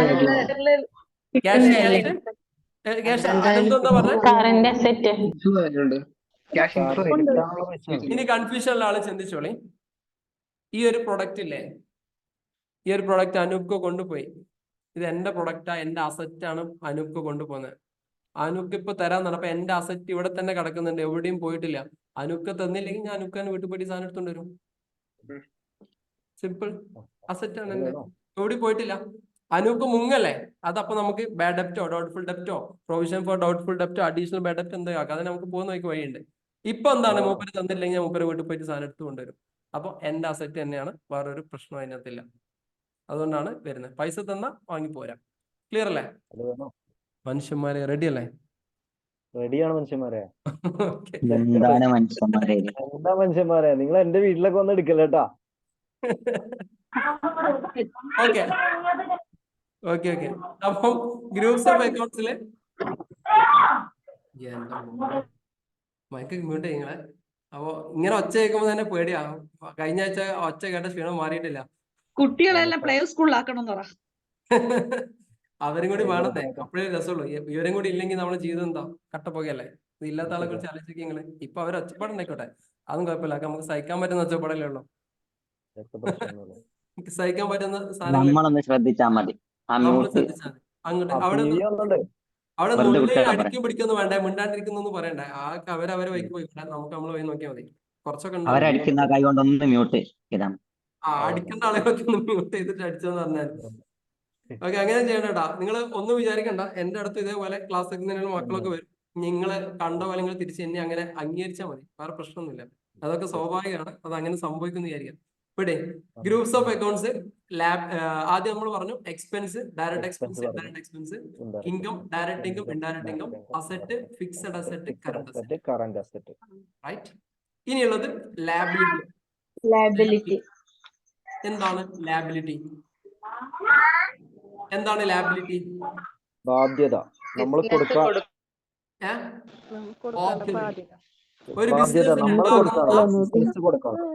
ഒരു ബിസിനസ്സിനകത്ത് ഉണ്ടാകുന്ന സാധനം നമ്മൾ കൊടുക്കാനുള്ള സംഭവത്തിനെയാണ്, ബിസിനസ് ആർക്കെങ്കിലും കൊടുക്കാനുണ്ടെങ്കിൽ അതിനെയാണ് നമ്മൾ ലാബിലിറ്റി എന്ന് പറയുന്നത്. ഒരു ബിസിനസ് വേറെ ആർക്കെങ്കിലും എന്തെങ്കിലും കൊടുക്കാനുണ്ടെങ്കിൽ അതിനെയാണ് നമ്മൾ ലാബിലിറ്റി എന്ന് പറയുന്നത്. ബിസിനസിന്റെ കടങ്ങളെയും കടപ്പാടുകളെയും ആണ് നമ്മൾ എന്ത് വിളിക്കുന്നത്? ലാബിലിറ്റി എന്ന് വിളിക്കാം. രണ്ട് തരത്തിലുള്ള ലാബിലിറ്റി ഉണ്ട്. ലോങ് ടേം ലാബിലിറ്റി ഉണ്ട്, ഷോർട്ട് ടേം ലാബിലിറ്റി ഉണ്ട്. ലോങ് ടേം ലാബിലിറ്റി എന്ന് പറഞ്ഞു കഴിഞ്ഞാൽ ഒരു വർഷത്തിന്റെ മുകളിലോട്ടേക്കുള്ള ബാധ്യതകളെയാണ് നമ്മൾ ലോങ് ടേം ലാബിലിറ്റി എന്ന് പറയാം. ഒരു വർഷത്തിന് താഴെയാണ് ബാധ്യതയെങ്കിൽ അതിനെയാണ് നമ്മൾ ഷോർട്ട് ടേം ലാബിലിറ്റി എന്ന് പറയുന്നത്. ഒരു വർഷത്തിന്റെ മുകളിലോട്ടേക്കാണ് ബാധ്യതയെങ്കിൽ ലോങ് ടേമും, ഒരു വർഷത്തിന് താഴത്തേക്കാണ് ബാധ്യതയെങ്കിൽ അതിനെ എന്താണ് വിളിക്കാം? ഷോർട്ട് ടേം ലാബിലിറ്റി എന്നാണ് വിളിക്കാം. ഉദാഹരണം, ഞാനൊരു ബാങ്കിൽ നിന്ന് ലോൺ എടുത്തു, 2 വർഷം കഴിഞ്ഞിട്ട് അടച്ചാൽ മതിയെങ്കിൽ അത് ലോങ് ടേം ആണ്. 6 മാസത്തിനകം അടയ്ക്കണമെങ്കിൽ അതെന്താണ്? ഷോർട്ട് ടേം ആണ്. ഞാൻ ഷമീമിന്റെ കയ്യിൽ നിന്ന് ബിസിനസ് ചെയ്യാൻ വേണ്ടി കുറച്ച് പൈസ വാങ്ങി, ഒരു 2 വർഷം കഴിഞ്ഞിട്ട് ഷമീമിന് കൊടുത്താൽ മതിയെങ്കിൽ അത് ലോങ് ടേം ആണ്. ഷമീം പറയാണ് 2 ആഴ്ച കൊണ്ട് തിരിച്ചു തരണം പറഞ്ഞാൽ എന്താണ്? അത് ഷോർട്ട് ടേം ആണ്. ക്ലിയർ ആയില്ലേ? ലാബിലിറ്റി ഷോർട്ട് ടൈം ലയബിലിറ്റിയും കറന്റ് ലയബിലിറ്റിയും സെയിം ആ? ഷോർട്ട് ടൈം ലാബിലിറ്റിയും കറണ്ട് ലാബിലിറ്റിയും രണ്ടും സെയിം ആണ്. Current liability short time liability പറഞ്ഞതൊക്കെ സെയിം തന്നെ. സെറ്റ് അല്ലേ? അപ്പൊ ഇങ്ങനെ ലാബിലിറ്റി ഉണ്ടാവും. അപ്പൊ ബിസിനസ്സിലെ ആദ്യത്തെ ലാബിലിറ്റി എന്ന് പറയുന്നത് ക്യാപിറ്റൽ ആണ്. ബിസിനസ്സിലെ ആദ്യത്തെ ലാബിലിറ്റി, ലോങ് ടേം ലാബിലിറ്റി, ആദ്യത്തെ ലാബിലിറ്റി ക്യാപിറ്റൽ ആണ്. കാരണം ബിസിനസ്സിലേക്ക് ഒരാൾ ഇൻവെസ്റ്റ് ചെയ്യുന്ന സമയത്ത് ബിസിനസ് എന്ത് ചെയ്യണം? ഈ പൈസ അയാൾക്ക് തിരിച്ചു കൊടുക്കണം. ബിസിനസ്സിലേക്ക് ഒരാൾ ഇൻവെസ്റ്റ് ചെയ്ത് കഴിഞ്ഞാൽ ഈ പൈസ എന്ത് ചെയ്യണം? അയാൾക്ക് തിരിച്ചു കൊടുക്കണം. അപ്പൊ അതിനെയാണെന്ന് വിളിക്കുക നമ്മള് ലോങ് ടേം ലാബിലിറ്റി ആണ് ക്യാപിറ്റൽ എന്ന് പറയുന്നത്. ക്ലിയർ ആണല്ലോ? ലോങ് ടേം ലാബിലിറ്റിയിൽ ആദ്യത്തെ ലാബിലിറ്റി ക്യാപിറ്റൽ ആണ്, പിന്നീട് വരുന്ന ലോങ് ടേം, പിന്നീട് ഷോർട്ട് ടേം, കറണ്ട് ലാബിലിറ്റി, ഇതൊക്കെ സെയിം തന്നെയാണ്. സെറ്റ് അല്ലേ? ലാബിലിറ്റിയിൽ എന്തെങ്കിലും ഡൗട്ട് ഉണ്ടോ? Long term liability, long term bank loan, long term ബോണ്ടുകൾ, അതേപോലെ പിന്നെ വാറന്റി, ഇങ്ങനെയുള്ള സാധനങ്ങളൊക്കെ വരുന്നത് ഇതിലാണ്, ലോങ് ടേം ലാബിലിറ്റിയിലാണ് വരുന്നത്. ക്ലിയർ ആയല്ലോ? ക്യാപിറ്റൽ, ഷെയർ ഹോൾഡേഴ്സിന്റെ ഫണ്ട്, ഇതൊക്കെ. ഇനി ബാങ്ക് ഓവർഡ്രാഫ്റ്റ്. ഓവർഡ്രാഫ്റ്റ് ചോദിക്കാം. ഓവർഡ്രാഫ്റ്റ് ഏത് ലൈബിലിറ്റി വരിക? ഓവർഡ്രാഫ്റ്റ് ഏത് ലൈബിലിറ്റിയിൽ വരിക? കറന്റ് ആണോ? ഓവർഡ്രാഫ്റ്റ് ഷോർട്ട് ടേമിലാണ് വരിക. എന്താണ് ഓവർഡ്രാഫ്റ്റ് ഷോർട്ട് ടേമിൽ വരുന്നത്? ഓവർഡ്രാഫ്റ്റ് എന്ന് പറഞ്ഞാൽ എന്താ? ഹലോ, ഓവർഡ്രാഫ്റ്റ് എന്ന് പറഞ്ഞാൽ എന്താ? ബാങ്ക് ഓവർഡ്രാഫ്റ്റ്, ബാങ്ക് ഓടി എന്ന് പറഞ്ഞാൽ എന്താ? ബാങ്കിൽ നിന്ന് ലോൺ എടുക്കുക. നമ്മളെ അക്കൗണ്ടിന്ന് അത് ബാങ്ക് പ്രൊവൈഡ് ചെയ്യുന്ന ഒരു ഫെസിലിറ്റി അല്ലേ? ബാങ്ക് പ്രൊവൈഡ് ചെയ്യുന്ന ഫെസിലിറ്റി തന്നെയല്ലേ എല്ലാ ലോണും? കറണ്ട് അക്കൗണ്ടിന് ഉള്ള ഫെസിലിറ്റി അല്ലേ? ഒരാളുടെ അക്കൗണ്ടിനേക്കാൾ കൂടുതൽ പണം ചെലവഴിക്കാം. ബാങ്കിലുള്ള കറണ്ട് അക്കൗണ്ടിനുള്ള ഫെസിലിറ്റി ബാങ്ക് അല്ലേ? Over draft. ഇങ്ങനെ ചിന്തിക്കുക, അർത്ഥത്തിൽ ചിന്തിക്കുക. ബാങ്ക് ഓവർ ഡ്രാഫ്റ്റ്, ഓവർ ആയിട്ട് ഡ്രാഫ്റ്റ് ചെയ്യാനുള്ള പവർ തരിക. സിമ്പിൾ ആയിട്ട് ചിന്തിക്കുക.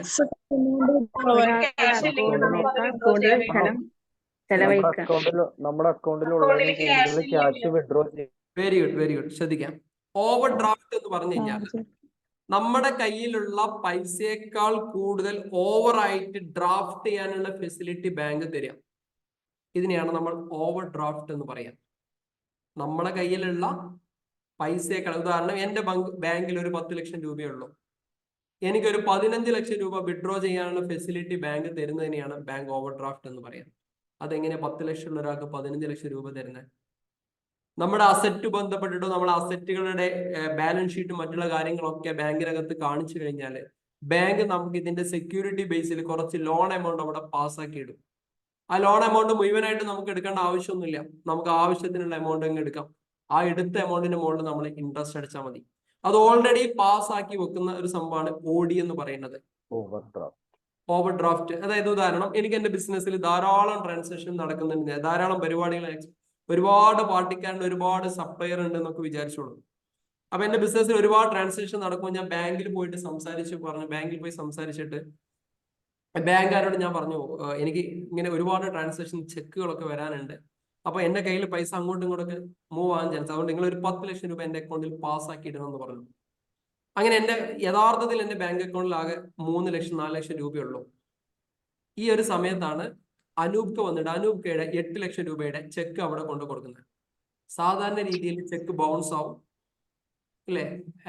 ഇൻസഫിഷ്യന്റ് ബാലൻസ് എന്ന് പറഞ്ഞ് ചെക്ക് തിരിച്ചു പോകാനുള്ള ചാൻസ് ഉണ്ട്, ചെക്ക് മടങ്ങാൻ ചാൻസ് ഉണ്ട്. പക്ഷെ ഇവിടെ ഓൾറെഡി ഓടി പാസ്സാക്കിയതുകൊണ്ട് എന്ത് ചെയ്യും? ഈ എമൗണ്ട് ഒന്ന് ക്ലോസ് ചെയ്ത് കറക്റ്റ് ആയിട്ട് എന്ത് ചെയ്യും? ഈ സംഭവങ്ങൾ കറക്റ്റ് ആയിട്ട് പോകും. ഇതാണ് ബാങ്ക് ഓവർ ഡ്രാഫ്റ്റ് എന്ന് പറയാം. ഓവർ ആയിട്ട് ഡ്രാഫ്റ്റ് ചെയ്യാനുള്ള ഫെസിലിറ്റി ബാങ്ക് നമുക്ക് തരുന്നതിനെയാണ് ബാങ്ക് ഓവർ ഡ്രാഫ്റ്റ് എന്ന് പറയാം. ഇതേപോലെ ബാങ്കിന്റെ ഒരുപാട് ലോണുകളുണ്ട്. ബാങ്ക് OC, CCD, OCC എന്നൊക്കെ പറഞ്ഞിട്ട് ബാങ്കിന്റെ ഒരുപാട് സ്കീമുകളുണ്ട്. പോകുന്ന വഴിക്ക് പഠിക്കാം. ഇപ്പൊ എന്താണ് ഓവർ ഡ്രാഫ്റ്റ്? അപ്പൊ ഓവർ ഡ്രാഫ്റ്റ് ആണ് ഷോർട്ട് ടേം ലോൺ ആണ്. ആ ഒരു സമയത്ത് പെട്ടെന്ന് തരും, അത് അടുത്ത എമൗണ്ട് അതിലേക്ക് പോകുമ്പോൾ അതിലേക്ക് ക്ലിയർ ആവും. ക്ലിയർ ആയില്ലേ? അപ്പൊക്കെ നടക്കുന്നതിന് അതുകൊണ്ടാണ് ബാങ്ക് ഓവർ ഡ്രാഫ്റ്റ് എന്നുള്ളത് ഷോർട്ട് ടേം ലാബിലിറ്റി ആണ്, കറണ്ട് ലാബിലിറ്റി ആണ് എന്ന് പറയുന്നത്. ഇനി ടാക്സ് പേയബിള് ഷോർട്ട് ടേം ആണ്. കൊടുക്കാനുള്ള ടാക്സ് പെട്ടെന്ന് കൊടുക്കണം. GST കണക്ക് എന്തെങ്കിലും കൊടുക്കാണ്ടെങ്കിൽ പെട്ടെന്ന് കൊടുക്കണം. TDS കണക്ക് എന്തെങ്കിലും കൊടുക്കാണ്ടെങ്കിൽ അത് കൊടുക്കണം. ഷോർട്ട് ടേം ആയിട്ട് ബാങ്കിൽ നിന്ന് എന്തെങ്കിലും പർച്ചേസ് വാങ്ങിയിട്ടുണ്ടെങ്കിൽ അതൊക്കെ എന്താണ്? Current liability, short term liability ആയിട്ടാണ് പറയുന്നത്. ക്രെഡിറ്റ് കാർഡും ഈ ഓടി നമ്മുടെ ഡിഫറൻസ് എന്താ? ക്രെഡിറ്റ് കാർഡ് ബാങ്ക് ഓവർ ഡ്രാഫ്റ്റും ക്രെഡിറ്റ് കാർഡ് ഒരിക്കലും നമ്മുടെ ബാങ്കിന്റെ സ്റ്റേറ്റ്മെന്റ് ബാലൻസ് ഷീറ്റ് വെച്ച് തരുന്നല്ലോ. നമ്മൾ കൂടുതൽ നമ്മൾക്ക് ട്രാൻസാക്ഷൻ നടക്കുന്ന സമയത്ത് ബാങ്ക് നമുക്ക് തരുന്നല്ല. നമ്മുടെ സിവിൽ സ്കോറിന്റെ ഒക്കെ ബേസിൽ ബാങ്ക് നമുക്ക് പ്രൊവൈഡ് ചെയ്യുന്ന, വ്യക്തികൾക്ക് പ്രൊവൈഡ് ചെയ്യുന്ന, സാധാരണ രീതിയിൽ വ്യക്തികൾക്ക് കൊടുക്കുന്ന സാധനമാണ് ക്രെഡിറ്റ് കാർഡ്. ഓടി പാസ് ആണെന്നുണ്ടെങ്കിൽ നമുക്ക് ഓൾറെഡി അക്കൗണ്ടിൽ ബാലൻസ് വേണം അല്ലേ? മനസ്സിലായില്ല? ഓടി കിട്ടണമെന്നുണ്ടെങ്കിൽ നമുക്ക് ഓൾറെഡി ഓടി കിട്ടാനും OCC കിട്ടാനൊക്കെ ഒരുപാട് ട്രാൻസ്ഫർ ഉണ്ട്. ഓടി കിട്ടാൻ ചിലപ്പോ OCC കിട്ടാൻ ചിലപ്പോ ഡെപ്റ്റേഴ്സിന്റെ ഡീറ്റെയിൽസ് സബ്മിറ്റ് ചെയ്യേണ്ടി വരും, അസറ്റിന്റെ ഡീറ്റെയിൽസ് സബ്മിറ്റ് ചെയ്യേണ്ടി വരും, 4 വർഷത്തെ ഇൻകം ടാക്സിന്റെ സ്റ്റേറ്റ്മെന്റ് സബ്മിറ്റ് ചെയ്യേണ്ടി വരും. പിന്നെ അടുത്ത വരാൻ വേണ്ടി പോകുന്ന 5 വർഷത്തെ പ്രൊജക്ഷൻ കൊടുക്കണം. പ്രൊജക്ഷൻ മീൻസ് ഇനി എങ്ങനെയാണോ ബിസിനസ് നടക്കണം അതിനെ കുറിച്ച് പ്രൊജക്ഷൻ കൊടുക്കണം. ഇങ്ങനെ ഒരുപാട് കാര്യങ്ങൾ ചെയ്ത് കഴിഞ്ഞാൽ ഓടി OCC ഒക്കെ പാസ്സായി കിട്ടുള്ളൂ. എന്നാൽ ക്രെഡിറ്റ് കാർഡ് ഇത് എന്തെങ്കിലും ആവശ്യമുണ്ടോ? നമ്മളിങ്ങനെ നന്നായിട്ട് ട്രാൻസാക്ഷൻ നടക്കുമ്പോൾ ബാങ്കുകാരിങ്ങനെ വിളിക്കും, നിങ്ങൾക്ക് ക്രെഡിറ്റ് കാർഡ് പാസ് ആയിട്ടുണ്ട്, 60,000 രൂപ വരെ വലിക്കാനുള്ള ഫെസിലിറ്റീസ് ഉണ്ടെന്ന് പറഞ്ഞാൽ അവർ തരും. നമ്മളത് ആവശ്യമില്ലാണ്ട് കുറെ ഉപയോഗിക്കും, ലാസ്റ്റ് കടക്കണിയിൽ കുടുങ്ങി അലാക്കായിട്ട് പോകും. ഇങ്ങനല്ലേ? അപ്പൊ 2 വ്യത്യാസമുണ്ട്. ഇതൊക്കെ ഞാൻ കുടുങ്ങിയതാട്ടോ, അതുകൊണ്ട് ഞാൻ എങ്ങനെ പറയുന്നത്. ഇതിന്റെ എല്ലാ കെണിയിലും ഞാൻ പോയി പെട്ടത്. അതുകൊണ്ട് എനിക്ക് ഇതിനെ കുറിച്ച്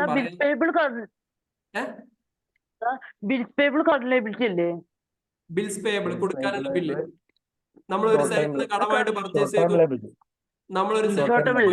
ചെയ്തു, ആ പൈസ നമ്മൾ വളരെ പെട്ടെന്ന് തന്നെ കൊടുക്കാനുള്ള, നമ്മൾ കൊടുക്കണ്ടോ ഇല്ല എന്നുള്ള മറ്റൊരു കാര്യം. ഇനി കൊടുക്കാതിരിക്കാൻ പിടിക്കാനുള്ള പരിപാടികൾക്ക് MSMEയുമായി ബന്ധപ്പെട്ട് ഗവൺമെന്റ് അതിന്റെ പിന്നാലെ ഉണ്ട്. ഓക്കെ, അപ്പം അതാണ് ബിൽസ് പേയബിൾ എന്ന് പറഞ്ഞ ഒരു കാര്യം. ഓക്കെ, സെറ്റ് അല്ലേ? അപ്പൊ നമ്മൾ എന്തൊക്കെയാ എല്ലാ സംഭവം കഴിഞ്ഞല്ലേ? Groups of accounts, expense, income, asset, liability. എക്സ്പെൻസിൽ 2 തരം, direct expense, income, direct income, asset, fixed asset, current asset, liability, long term liability, short term liability, asset, fixed asset, current asset. ഇത്രയും സംഭവങ്ങൾ അല്ലേ? റെഡി അല്ലേ? ഈ മക്കളെ സൗണ്ട് ഒന്നും disturbance ആയിട്ട് എടുക്കണ്ട കേട്ടോ. ഇതൊക്കെ സ്വാഭാവികമായിട്ട് വരുന്ന ക്ലാസ്, അങ്ങനെ തന്നെ എടുക്കണേ. നിങ്ങൾ വളരെ സീരിയസ് ആയിട്ട് ഇരുന്നിട്ട് ഇയാളെന്തായി മൈക്ക് ഇങ്ങനെ ഓഫ് ചെയ്തുവിടും, അങ്ങനെയൊന്നും ചിന്തിക്കരുത് കേട്ടോ. നമ്മളെല്ലാരും ഉൾക്കൊണ്ടിട്ട് അങ്ങനെ പോകുന്നതാണ്, വാശി പിടിക്കരുത്. ചില ആളുകളേക്ക് ഇയാൾ അങ്ങനെയൊക്കെയാണ് ലെഫ്റ്റ് അടിക്കാം, അങ്ങനെ ചിന്തിച്ച് നിങ്ങൾക്ക് മാത്രമേ നഷ്ടം. നമ്മൾ ഈ പരിപാടി എന്തായാലും ഇങ്ങനെ തന്നെ നടത്തും. എന്താ എല്ലാവരും അഭിപ്രായം എന്താ? കുറച്ചൊക്കെ സംസാരിച്ചോട്ടല്ലേ? നല്ല അഭിപ്രായം. ഇങ്ങനെ പോയിക്കോട്ടല്ലേ? കുഴപ്പമൊന്നുമില്ല. ഇടയ്ക്കിടയ്ക്ക് നമ്മൾ ഓവറൊന്നും ആക്കുന്നില്ല. ഓവറാക്കുമ്പോൾ ഞാൻ പോട്ടല്ലേ? കുറച്ചൊക്കെ കുഞ്ഞുങ്ങളെല്ലാവർക്കും ഉണ്ട്, ആ രീതിയിൽ അംഗീകരിച്ചാൽ മതി. ചില ആളുകളെ പേഴ്സണലി മെസ്സേജ് വരുന്നതുകൊണ്ടാണ് ഞാൻ അങ്ങനെ പറയുന്നത്. നിങ്ങൾ അങ്ങനെ മ്യൂട്ട് ചെയ്ത് ശ്രദ്ധിക്കാൻ പറ്റുന്നില്ല, അങ്ങനെ ഒന്നും അത്ര വലിയ മസിലൊന്നും പിടിക്കും, കുറച്ചൊക്കെ ഫ്രീ ആയി. ഓക്കെ, സാരില്ല. ശരി, ഗ്രൂപ്പ് ഓഫ് അക്കൗണ്ട്സ് പഠിച്ചു. ഗ്രൂപ്പ് ഓഫ് ഒരു ഡൗട്ട് ചോദിക്കട്ടെ, ഈ ഫ്രീ ഹോൾഡ് പ്രോപ്പർട്ടി എന്ന് പറഞ്ഞ എന്താ? എന്ത് free hold property? Freehold property ഉദ്ദേശം എന്താന്ന് കൂടി പറഞ്ഞെന്ന് മനസ്സിലായിരുന്നു. അതെന്താ സംഭവം? എവിടുന്ന് കിട്ടിയതാ? അത് ഇതേപോലെ ഞാനിങ്ങനെ അക്കൗണ്ടിങ് പഠിക്കാൻ പോയപ്പോ ഇങ്ങനെ അതിലൊരു ക്വസ്റ്റ്യൻ, മാനുവൽ ക്വസ്റ്റ്യനിൽ ഉണ്ടായിരുന്നതാണ്. Freehold property freehold property ആദ്യമേ നമ്മൾ ഹോൾഡ് ചെയ്ത് വെച്ചതാണോ ഉദ്ദേശിക്കുന്നത്? അതിന്റെ ഉദ്ദേശം പറഞ്ഞാൽ അല്ല, ഓപ്പണിംഗ് ബാലൻസ് കൊടുത്തിട്ട് ചെയ്യുന്നത്. Opening balance free hold property എന്ന് വെച്ച് കഴിഞ്ഞാൽ ഞാൻ ഉദ്ദേശിക്കുന്നത് നമ്മൾ ഓൾറെഡി നമ്മൾ ഹോൾഡ് ചെയ്തിട്ടുള്ള പ്രോപ്പർട്ടി എന്നുള്ളതാണ്. അങ്ങനെയാണെങ്കിൽ അതൊരു അസറ്റ് ആയിട്ട് വരേണ്ടതാണ്. പക്ഷെ എന്താണോ അത് നിങ്ങളെ ക്വസ്റ്റ്യൻ കണ്ടാലേ എനിക്കത് പറയാൻ പറ്റും. ഫിക്സഡ് അസറ്റ് ആയിട്ടാണ് വരിക? ഫിക്സഡ് അസറ്റ് ആയിട്ട് വരൂല, വരാൻ ചാൻസ് ഇല്ല. അത് നിങ്ങളെ ക്വസ്റ്റ്യൻ കണ്ടാലേ പറയാൻ പറ്റത്തുള്ളൂ. എന്താണ് ഉദ്ദേശം എനിക്ക് അറിയാതെ ഞാനത് എന്തെങ്കിലും പറഞ്ഞാലത് അബദ്ധമായി പോകും. ഫ്രീ ഹോൾഡ് നിങ്ങളെ വേണമെങ്കിൽ എനിക്ക് പേഴ്സണലി അങ്ങനെ ക്വസ്റ്റ്യൻ ഉണ്ടെങ്കിൽ എനിക്ക് വാട്സപ്പ് ചെയ്തെന്ന് ഞാൻ നോക്കിയിട്ട് പറഞ്ഞുതരാം. ഓക്കെ. ഇനി ഇതുമായി ബന്ധപ്പെട്ട ക്യാപിറ്റൽ ലാബിലിറ്റിയിലാണ് വരിക. സെപ്പറേറ്റ്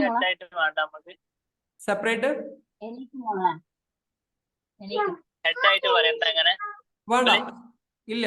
സെപ്പറേറ്റ് ലാബിലിറ്റിനുള്ളിൽ വരുന്ന സാധനമാണ് ക്യാപിറ്റൽ. സാധാരണ രീതിയിൽ ആളുകൾ 5 ഗ്രൂപ്പായിട്ട് പഠിപ്പിക്കണം, അതിന്റെ ആവശ്യമില്ല. ക്യാപിറ്റൽ എന്ന് പറഞ്ഞത് ലാബിലിറ്റിന്റെ അണ്ടറിൽ വരുന്നതുകൊണ്ട് നമുക്ക് വേറെ ഗ്രൂപ്പായിട്ട് എടുക്കേണ്ട ആവശ്യമില്ല.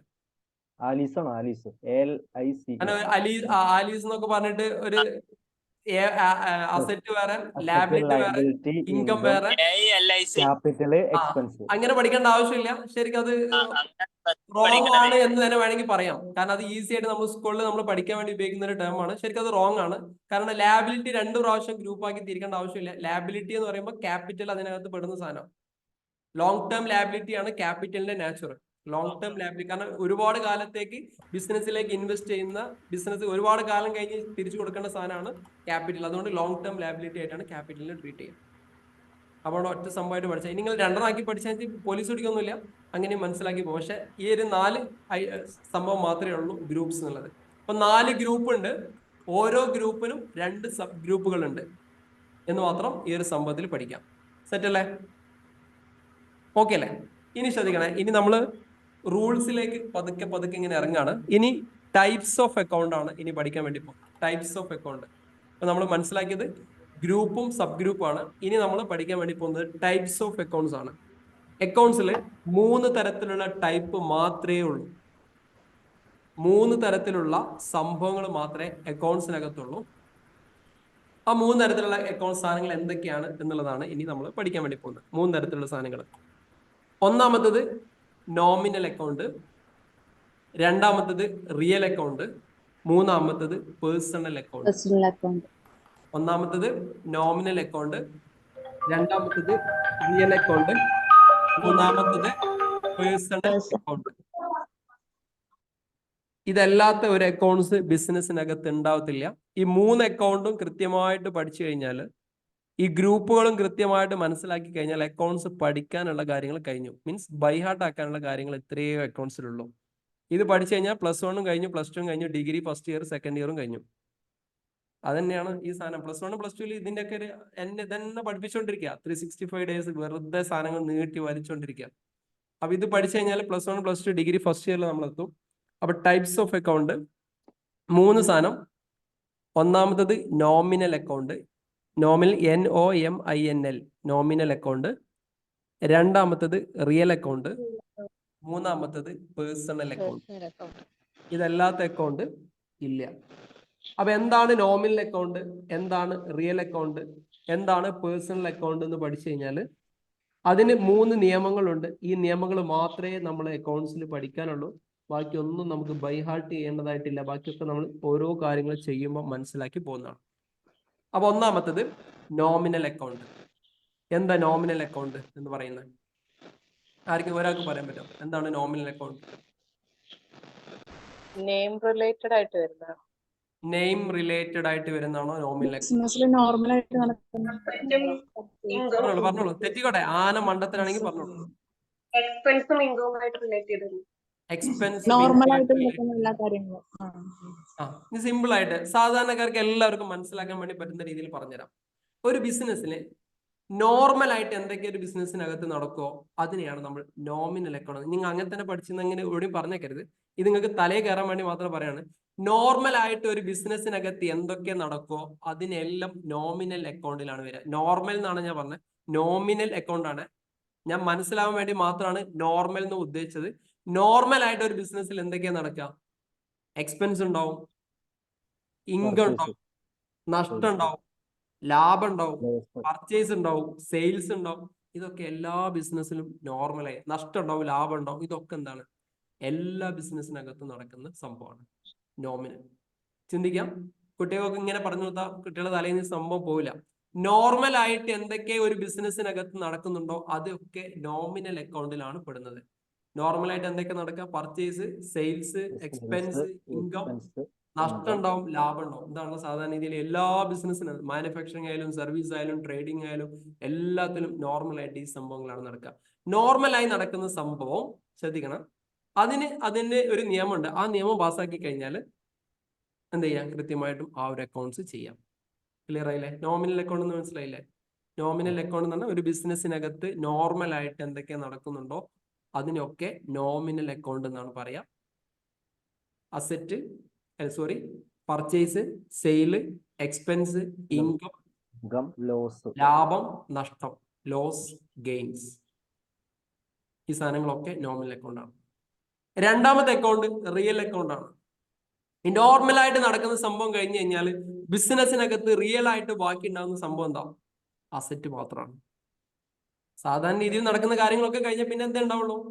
അസറ്റ് മാത്രമേ ഉണ്ടാവുള്ളൂ, അല്ലെ? നമ്മൾ പണ്ടൊക്കെ പറയില്ലേ, നമ്മൾ മരിച്ചു കഴിഞ്ഞാൽ ഞാൻ ചെയ്ത അമലും അല്ലെങ്കിൽ നന്മ മാത്രമേ ഉണ്ടാവുള്ളൂ എന്ന് പറഞ്ഞ മാതിരി ബാക്കി എന്നുള്ള ചുറ്റുപാടുള്ള ആളുകളൊക്കെ പോകും മരിച്ചു കഴിഞ്ഞാൽ. പിന്നെ നമ്മൾ എന്തെങ്കിലും നല്ല ചെയ്തിട്ടുണ്ടെങ്കിൽ അത് മാത്രമേ ബാക്കിയാവുള്ളൂ എന്ന് പറയാം. അതേമാതിരി ബിസിനസ്സിനകത്ത് ഈ പറയുന്ന എല്ലാ ഇടപാടുകളും നോർമലായി നടക്കുന്ന ട്രാൻസാക്ഷൻ ഒക്കെ കഴിഞ്ഞു കഴിഞ്ഞാൽ ബിസിനസ്സിനകത്ത് അവസാനം ബാക്കിയാവുന്നത് അസറ്റുകൾ മാത്രമാണ്.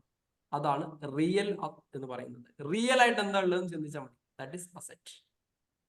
ഇതാണ് റിയൽ അക്കൗണ്ട്. അപ്പൊ അസറ്റുമായി ബന്ധമുള്ള കാര്യങ്ങളെയാണ് നമ്മൾ റിയൽ അക്കൗണ്ട് എന്ന് പറയാം. പറ്റുന്നുണ്ടോ? റെഡി അല്ലേ? ഓക്കെ. ഇനി ലാസ്റ്റ് പേഴ്സണൽ അക്കൗണ്ട് ആണ്. Personal account. പേഴ്സണൽ എന്താണ്? പേഴ്സണൽ വ്യക്തികളുമായി ബന്ധപ്പെട്ടിട്ടുള്ള പേഴ്സണുമായി ബന്ധപ്പെട്ടിട്ട് എന്തെങ്കിലും പരിപാടികൾ നടക്കുന്നുണ്ടെങ്കിൽ ഒരു ബിസിനസ്സിനകത്ത് പേഴ്സണുമായിട്ട് എന്തൊക്കെ ബന്ധം ഉണ്ടാവാം? കൊടുക്കാനുള്ളതും കിട്ടാനുള്ളതും വാങ്ങാനുള്ളതുമായിട്ടുള്ള ബന്ധങ്ങൾ ഉണ്ടാവും, അല്ലെ? പേഴ്സണായിട്ട്. അല്ലാതെ ബിസിനസ്സിന് വേറെ ബന്ധമൊന്നും ഇല്ലല്ലോ. ബിസിനസ്സിന് ആകെയുള്ള ബന്ധം എന്താ? ഒന്നെങ്കിൽ ആർക്കെങ്കിലും പൈസ കൊടുക്കാനുണ്ടാവും, അപ്പൊ ആ വ്യക്തിയുമായിട്ടുള്ള റിലേഷൻ ഉണ്ടാവും, കൊടുക്കാനുണ്ട് എന്ന് പറഞ്ഞ റിലേഷൻ. അല്ലെങ്കിൽ ഇങ്ങോട്ടേക്ക് കിട്ടാനുണ്ടാവും, അപ്പൊ ഉള്ള റിലേഷൻ എന്താ? കിട്ടാനുണ്ട് എന്നുള്ള റിലേഷൻ. ഇതല്ലാത്ത വേറെ റിലേഷൻ. ഈ കിട്ടാനുള്ള വ്യക്തി ബിസിനസ് ആകാം, വ്യക്തിയാകാം, ഓർഗനൈസേഷൻ ആകാം, ഒരു കൂട്ടം ആളുകളാകാം, സൊസൈറ്റി ആകാം, എന്തും ആകാം. അവരായിട്ടുള്ള കണക്ഷനെയാണ് നമ്മൾ പേഴ്സണൽ അക്കൗണ്ട് എന്ന് പറയാം. ക്ലിയർ ആയല്ലോ? ബിസിനസ്സിലെ പേഴ്സണുമായി ബന്ധപ്പെട്ടിട്ടുള്ള അക്കൗണ്ടുകളെയാണ് നമ്മൾ പേഴ്സണൽ അക്കൗണ്ട് എന്ന് പറയാം. ഈ 3 അക്കൗണ്ട്സുകളെ ബിസിനസ്സിനകത്തുള്ളൂ, അതല്ലാത്ത അക്കൗണ്ട്സ് ബിസിനസ്സിനകത്തില്ല. ഒന്നാമത്തത് നോമിനൽ അക്കൗണ്ട് ആണ്. നോമിനൽ ആണ്. NOMINAL ആണ്. നോമിനൽ എന്നുള്ളത് നിങ്ങൾക്ക് മനസ്സിലാക്കാൻ വേണ്ടി മാത്രം ഞാൻ പറഞ്ഞതാണ്. നോർമൽ ആയിട്ട് നടക്കുന്ന കാര്യങ്ങളെയാണ് നോമിനൽ അക്കൗണ്ട് എന്ന് പറയാം. അതിൽ പർച്ചേസ്, സെയിൽസ്, ഇൻകം, ചെലവ്, വരവ്, ലാഭം. റിയൽ അക്കൗണ്ട് എന്ന് പറഞ്ഞാൽ അസറ്റുമായിട്ട് കണക്ട് ചെയ്തിട്ടുള്ള സാധനങ്ങളെ മാത്രമാണ് റിയൽ അക്കൗണ്ട് ആയിട്ട് പറയുന്നത്. പേഴ്സണൽ അക്കൗണ്ട് പേഴ്സണൽ അക്കൗണ്ട് എന്ന് പറയുമ്പോൾ ബിസിനസ്സിന് പുറത്തുള്ള വ്യക്തികളുമായിട്ടോ സ്ഥാപനങ്ങളുമായിട്ടോ എന്തെങ്കിലും തരത്തിലുള്ള കണക്ഷൻ ഉണ്ടെങ്കിൽ അതിനെയാണ് നമ്മൾ പേഴ്സണൽ അക്കൗണ്ട് എന്ന് പറയാം. ക്ലിയർ ആണോ? സെറ്റ് അല്ലേ? എല്ലാവരും ചാറ്റ് ബോക്സിൽ ഒന്ന് ജസ്റ്റ് ഒന്ന് ടൈപ്പ് ചെയ്തിട്ടെ നിങ്ങൾ ഈ പറഞ്ഞ കാര്യങ്ങൾ. നോമിനൽ എന്താ, റിയൽ മലയാളത്തിലോ മംഗ്ലീഷിലോ എന്ത് വേണമെങ്കിൽ ചാറ്റ് ബോക്സിൽ എഴുതിയിടെ. നിങ്ങൾക്ക് ഇപ്പൊ നിങ്ങൾ മനസ്സിലാക്കിയ കാര്യങ്ങൾ മംഗ്ലീഷിലോ മലയാളത്തിലോ എന്താണ് നോമിനൽ, എന്താണ് റിയൽ, എന്താണ് പേഴ്സണൽ. യൂട്യൂബിലുള്ള ആളുകൾ അവിടെ യൂട്യൂബിനകത്ത് ടൈപ്പ് ചെയ്തോളൂ, മനസ്സിലാക്കാൻ വേണ്ടിയിട്ടാണ്. നിങ്ങൾ ഇവിടെ തന്നെ ഉണ്ട് എന്ന് ഉറപ്പുവരുത്താനാണ്.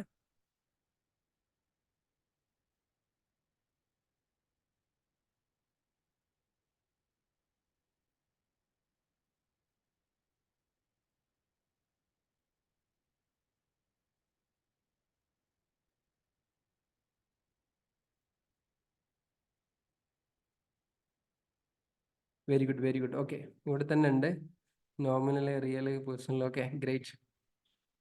ടൈപ്പ് ചെയ്തോളൂ, എല്ലാവരും ടൈപ്പ് ചെയ്യും. ജസ്റ്റ് ടൈപ്പ് ചെയ്തോളൂ. യൂട്യൂബിനകത്തുള്ള ആളുകൾ അവിടെ ടൈപ്പ് ചെയ്തോളൂ. അവിടെ ടൈപ്പ് ചെയ്യുന്ന ആളുകൾ അവിടെ ചെയ്യാം. ഞാൻ 2 ഭാഗത്തും നോക്കുന്നുണ്ട്. നിങ്ങൾ കൃത്യമായിട്ട് എഴുതി ടൈപ്പ് ചെയ്ത് വിട്ടോളൂ. യൂട്യൂബിലുള്ള ആളുകൾ അത് അവിടെ ടൈപ്പ് ചെയ്യാം, അല്ലാത്ത ആളുകൾ ഇവിടെ ടൈപ്പ് ചെയ്ത് പോവാം. Okay, great. ഇനിയുണ്ട് എല്ലാവരും മടിയന്മാരായിട്ട് വെക്കരുത്. നമ്മളെ ആപ്പിനകത്ത് ഒരു ഉടായ്പ നടക്കത്തില്ല. നിങ്ങൾക്ക് മനസ്സിലായില്ല? എല്ലാ കാര്യങ്ങളും 1 by 1 ചെയ്യാതെ അടുത്ത സ്റ്റെപ്പ് ഒരു ബോക്സ് പോലും തുറക്കത്തില്ല. മനസ്സിലായില്ലേ? ബോധ്യപ്പെട്ടില്ലേ? ഹലോ, ബോധ്യപ്പെട്ടില്ലേ? ആപ്പിനകത്ത് അടുത്തൊരു കള്ളി ബോക്സ് നിങ്ങൾക്ക് എന്തെങ്കിലും ഒന്ന് പഠിക്കണമെങ്കിൽ മറ്റു സാധനം ചെയ്യാതെ ഒരിക്കലും മുമ്പോട്ട് പോകാൻ പറ്റത്തില്ല. അത് അങ്ങനെ തന്നെ സെറ്റ് ചെയ്ത്. അപ്പൊ നിങ്ങൾ വിചാരിക്കുന്നുണ്ടോ ഈ ഫ്രീ ആയിട്ട് കൊടുക്കുന്ന സ്ട്രിക്റ്റ് ആണെങ്കിൽ മറ്റേതിൽ ഇതിനേക്കാളും സ്ട്രിക്റ്റ് ആയിരിക്കും? കാരണം പഠിക്കാണ്ട് പോയി കഴിഞ്ഞാൽ നമുക്ക് തന്നെ ചീത്തപ്പേര്. അതുകൊണ്ടാട്ടോ ഇത്രയും ആളുകൾ നമ്മൾ 8000-9000 ആളുകളെ പഠിപ്പിച്ചത്. അതുകൊണ്ടാണ് ഇത്രയും ഈ ഒരു പെർഫെക്റ്റ് ഉള്ളതുകൊണ്ടാണ് നമ്മുടെ അടുത്ത് വന്നിട്ട് ആളുകൾ എടുത്തു കൊണ്ടുപോകുന്നതും ജോലി ഉണ്ട്, വാക്കൻസി ഉണ്ട്, കുട്ടികളുണ്ടോ എന്നൊക്കെ ചോദിക്കുന്നത്. കൊണ്ട് തന്നെ സ്ട്രിക്റ്റ് ആയിരിക്കും ഈ വിഷയത്തിൽ. ഒരു ഉടായ്പ നടക്കത്തില്ല, അല്ലെ? PV പറയാറില്ലേ, ഒരു ഉടായ്പ നടക്കത്തില്ല. അതങ്ങനെ തന്നെ പോകാനേ പറ്റത്തുള്ളൂ. തെറ്റല്ലേ? തെറ്റാണ്. ഓക്കെ, ശ്രദ്ധിക്കണം. ഇനി കുറച്ചും കൂടി ഫാസ്റ്റ് ആവട്ടെ. നാളെയും സെഷൻ ഉണ്ട്, മിസ് ചെയ്യരുത്. ഓക്കെ, ഇനി ശ്രദ്ധിക്കാം. ഇനി സ്ക്രീനിൽ ഞാനൊരു സാധനം ചെയ്തുതരാം. നിങ്ങൾ ചെയ്യേണ്ട കാര്യങ്ങൾ എന്താ വെച്ചാൽ, സ്ക്രീനിൽ ഒരു സാധനം കാണുന്നുണ്ടോ?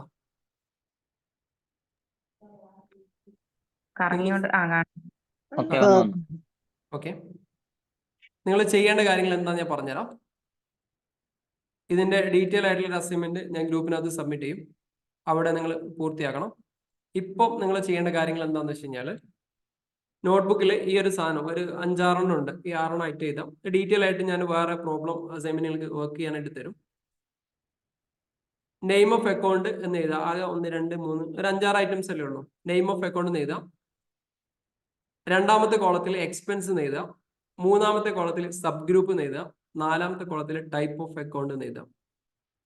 ഉദാഹരണം, കമ്മീഷൻ പെയ്ഡ് ആണെങ്കിൽ ഇവിടെ നമ്മൾ എക്സ്പെൻസ് എന്ന് കൊടുക്കാം. ഓക്കെ, കമ്മീഷൻ പെയ്ഡ് ആണെങ്കിൽ ഇവിടെ എക്സ്പെൻസ് എന്ന് കൊടുക്കാം. സബ് ഗ്രൂപ്പ് കമ്മീഷൻ ആയതുകൊണ്ട് ഇൻഡയറക്റ്റ് എക്സ്പെൻസ് ആണ്. നിങ്ങൾ ഫില്ല് ചെയ്യേണ്ടത് ഇങ്ങനെയാണ്, ഇൻഡയറക്റ്റ് എക്സ്പെൻസ് ആണ്. ടൈപ്പ് ഓഫ് അക്കൗണ്ട് നോമിനൽ ആണോ, റിയൽ ആണോ, പേഴ്സണൽ ആണോ എന്നുള്ളതാണ് നോക്കണത്. നോമിനൽ ആണെങ്കിൽ നോമിനൽ, പേഴ്സണൽ ആണെങ്കിൽ ഇത്. അപ്പോൾ കമ്മീഷൻ പെയ്ഡ് നോമിനൽ അക്കൗണ്ട് ആണ്. അപ്പൊ എന്ത് ചെയ്യാം, നോമിനൽ അക്കൗണ്ട് എന്ന് ടൈപ്പ് ചെയ്താൽ. ഇതേപോലെ റെന്റ് റിസീവ്ഡ് എന്നുള്ളത് ഇൻകം ആണ്, കിട്ടിയതാണ്. റെന്റ് റിസീവ്ഡ് കിട്ടിയതാണ്. ഡയറക്റ്റ് ഇൻകം ആണോ ഇൻഡയറക്റ്റ് ഇൻകം ആണോ എന്ന് നോക്കാം. അപ്പോൾ നമ്മൾ ഇൻഡയറക്റ്റ് ഇൻകം കൊടുക്കാം. അക്കൗണ്ട് നോമിനൽ ആണോ, റിയൽ ആണോ, പേഴ്സണൽ ആണോ എന്ന് നോക്കാം. ഓക്കെ, ഇതേപോലെ ബാക്കിയുള്ള കാര്യങ്ങളൊന്ന് ഫിൽ ചെയ്യാം പെട്ടെന്ന്.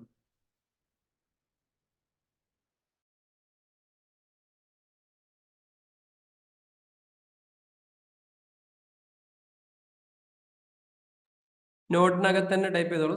ഇനി സ്ക്രീനിൽ ടൈപ്പ് ചെയ്യണമെന്നില്ല. ഇത് കൃത്യമായിട്ട് ഇങ്ങനെ തന്നെ എഴുതാം. സാലറി എന്താണെന്ന് എഴുതാം. ഇൻട്രസ്റ്റ് റിസീവ്ഡ് എന്താണെന്ന് എഴുതാം. ഡിസ്കൗണ്ട് റിസീവ്ഡ് എന്താണെന്ന് എഴുതാം. ലാൻഡ് അതിന്റെ നാച്ചുറൽ എന്താണെന്ന് എഴുതാം. ഫർണിച്ചർ അതിന്റെ നാച്ചുറൽ എന്താണെന്ന് എഴുതാം. ബിൽഡിംഗ് എന്താണെന്ന് എഴുതാം. ക്യാപിറ്റൽ എന്താണെന്ന് എഴുതാം. ക്യാരേജ് ഇൻവേർഡ് എന്ന് പറഞ്ഞു കഴിഞ്ഞാൽ എന്താണെന്നുള്ളത് എഴുതാം.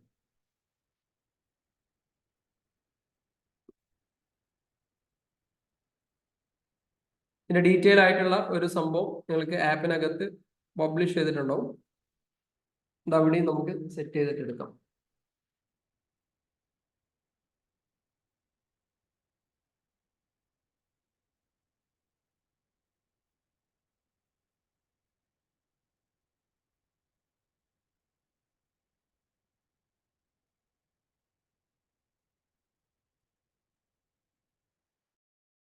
എഴുതി കഴിഞ്ഞ ആളുകൾ കമന്റ് ആയിട്ടൊന്ന് പറയണേ. എഴുതി കഴിഞ്ഞ ആളുകൾ കമന്റ് ചെയ്യാം, സെറ്റ് ആണെങ്കിൽ.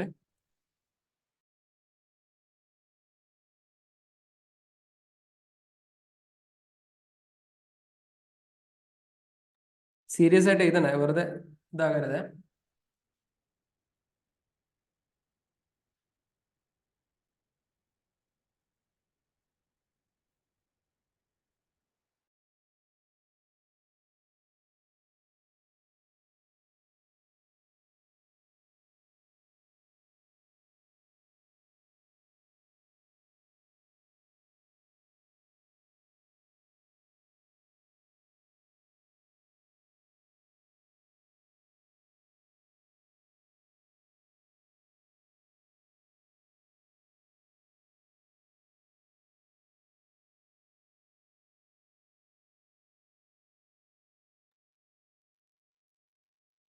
ഇനിയും ചെറിയ ചെറിയ ഡൗട്ടുകളൊക്കെ ഉണ്ടാവാം ചില ആളുകൾക്കൊക്കെ. അത് ഗ്രൂപ്പിനകത്ത് വെച്ച് തന്നെ ക്ലിയർ ചെയ്യണേ.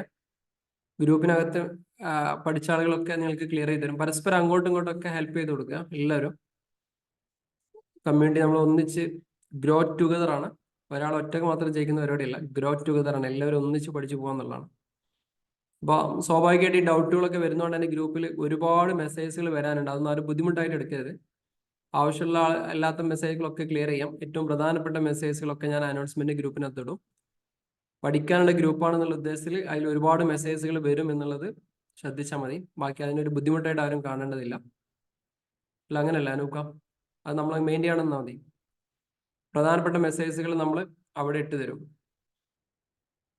ഓക്കെ, ഗ്രൂപ്പ് ഓഫ് അക്കൗണ്ട് അല്ലേ അവിടെ എക്സ്പെൻസ്. Okay,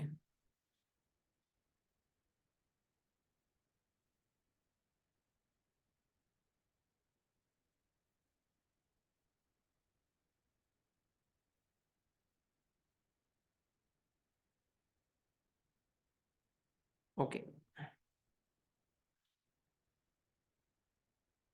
finished. ഓക്കെ, ചെയ്ത ആളുകളൊക്കെ ഓക്കെ സെറ്റ് ആയെന്ന് പറയാം.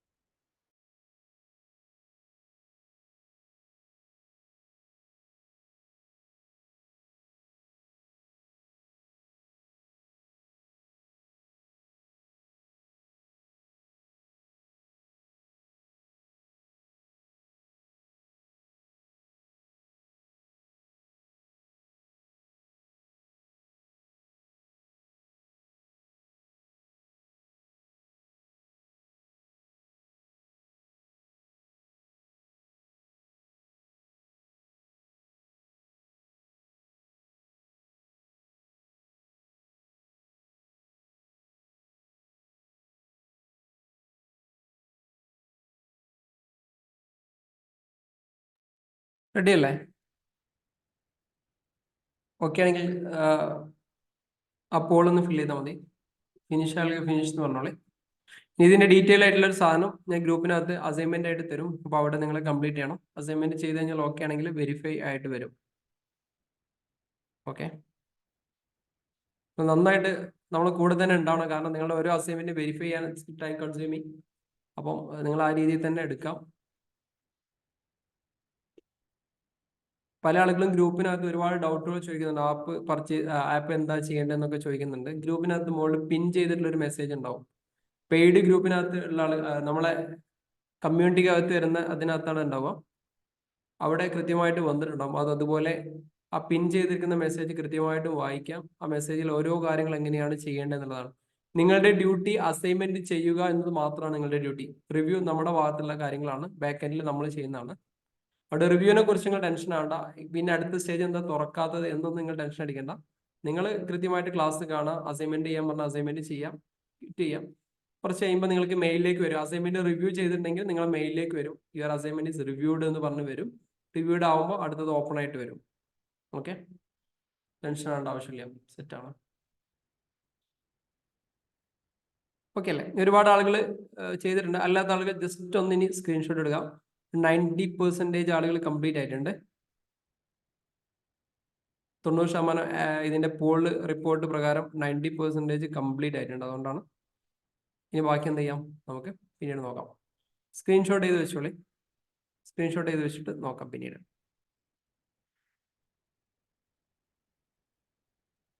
റെഡി അല്ലേ? സെറ്റ് അല്ലേ? സെറ്റാണ്. ഐഡി ഇട്ടില്ലേ? ആദ്യത്തെ റെഡിയാണ് നെയിം ഓഫ് റെഡിയാണ് അക്കൗണ്ട്, റെഡിയാണ്. നെയിം ഓഫ് അക്കൗണ്ട് ആണ്. ഇങ്ങനെ ഗ്രൂപ്പും സബ് ഗ്രൂപ്പും ആക്കിയിട്ട് നമ്മൾ തിരിക്കുക എന്നുള്ളതാണ് ആദ്യത്തെ നമ്മുടെ പണി. ഇനി ഇതുമായി കണക്ട് ചെയ്തിട്ടുള്ള സാധനങ്ങൾ കുറച്ച് പ്രോബ്ലംസ് വരും. ഒരു 10-20 ചെയ്യാൻ പറ്റുന്ന രീതിയിൽ നമ്മൾ ആപ്പിനകത്ത് സെറ്റ് ചെയ്ത് തരും. അവിടെ നിങ്ങൾ എന്ത് ചെയ്യാം, ഫില്ല് ചെയ്ത് പോകാം. ഇനി ഇതാരെങ്കിലും ഒക്കെ സ്ക്രീൻഷോട്ട് എടുത്തിട്ടുണ്ടെങ്കിൽ ഒരാൾ ഡൗട്ട് ഉണ്ട് എന്നിട്ട് ചോദിക്കുന്നുണ്ട്. ആതിര ഹലോ. ഇതിപ്പോ നോട്ടിൽ എഴുതാനല്ലേ പറഞ്ഞേ? നോട്ടിൽ എഴുതാനാ പറഞ്ഞത്. ആതിര എന്താ ഡൗട്ട് ഉണ്ടെന്ന് കാരേജ് ഇൻവേർഡ് ചെയ്ത ഗ്രൂപ്പ് വരിക. കാരേജ് ഇൻവേർഡ് ഡയറക്റ്റ് എക്സ്പെൻസ് ആണ്. Carriage outward carriage inward carriage outward എന്താന്ന് പറയാം. മ്യൂട്ട് ചെയ്യണം എല്ലാവരും.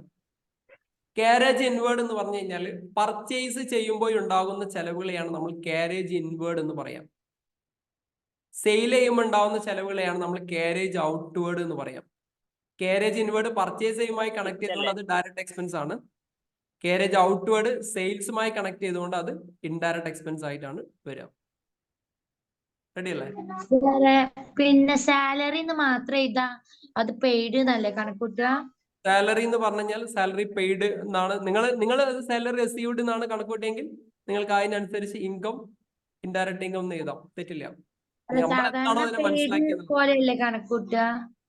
എങ്ങനെ?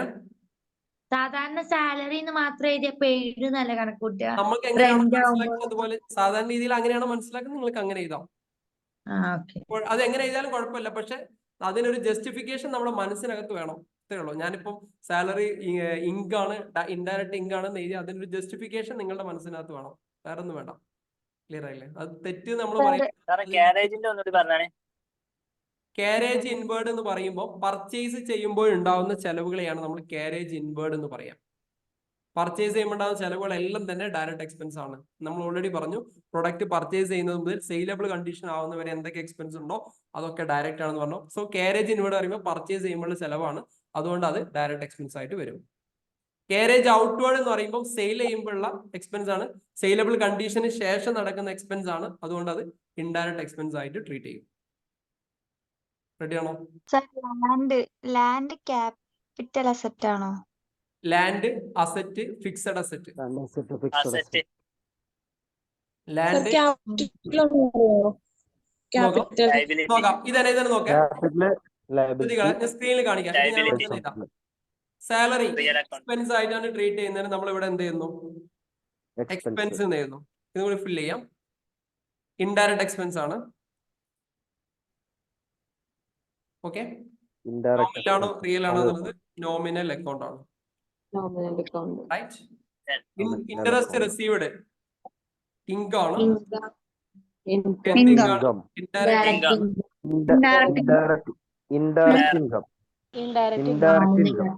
Nominal account. Okay. Discount received income. Direct expense nominal. Indirect income indirect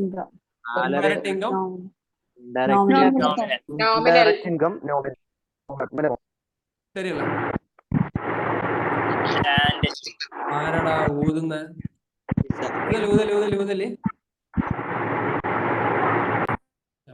ഊതല്ലേ മെല്ലെ മെല്ലെ.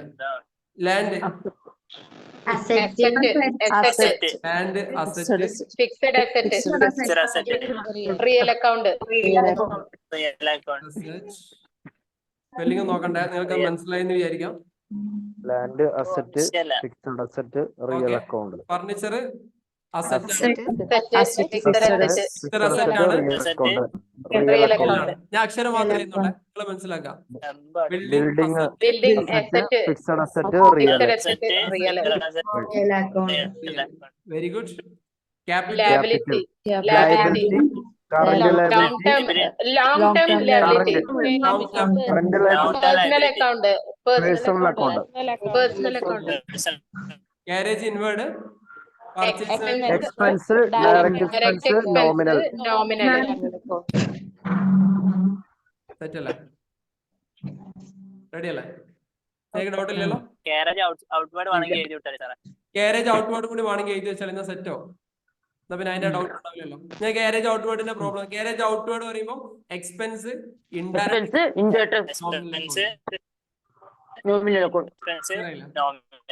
അപ്പൊ ഇതിന്റെ കുറച്ച് പ്രോബ്ലം തരാം. അപ്പൊ നിങ്ങൾക്ക് ആ ഡൗട്ടുകൾ മൊത്തത്തിൽ അങ്ങ് ക്ലിയർ ചെയ്ത് തരാം. അതിന്റെ എല്ലാ ടേംസും വരുന്ന രീതിയിൽ ബിസിനസ്സിനകത്ത് വരുന്ന എല്ലാ എക്സ്പെൻസുകളും എല്ലാ ഇൻകംസും എല്ലാ അസറ്റുകളുമായി കണക്ട് ചെയ്തിട്ടുള്ള ഒരു സംഭവം നിങ്ങൾക്ക് എന്ത് ചെയ്യാം തരാം. അപ്പൊ നിങ്ങൾക്ക് ഈ ഒരു കൺഫ്യൂഷൻ ഉണ്ടാവില്ല. ഇത്രയും സാധനങ്ങൾ തരാം. അത് പറയാം, ഇത്രയും സാധനങ്ങൾ ഉണ്ട്, ബാക്കിയുള്ള എന്ത് ചെയ്യാം, ഇതിന്റെ എല്ലാ കേസുകളും ഇതിനകത്ത് വരും. അപ്പൊ നിങ്ങൾക്ക് എന്ത് ചെയ്യാം, ഈ സംഭവം നിങ്ങൾക്ക് പിന്നീട് ചെയ്ത് നോക്കാം. പോരെ, സെറ്റ് അല്ലേ? പൊളിയാണ്. ഓക്കെ, പൊളിയാണ്, പൊളി തെറ്റാണ്, പൊളിയാണ്.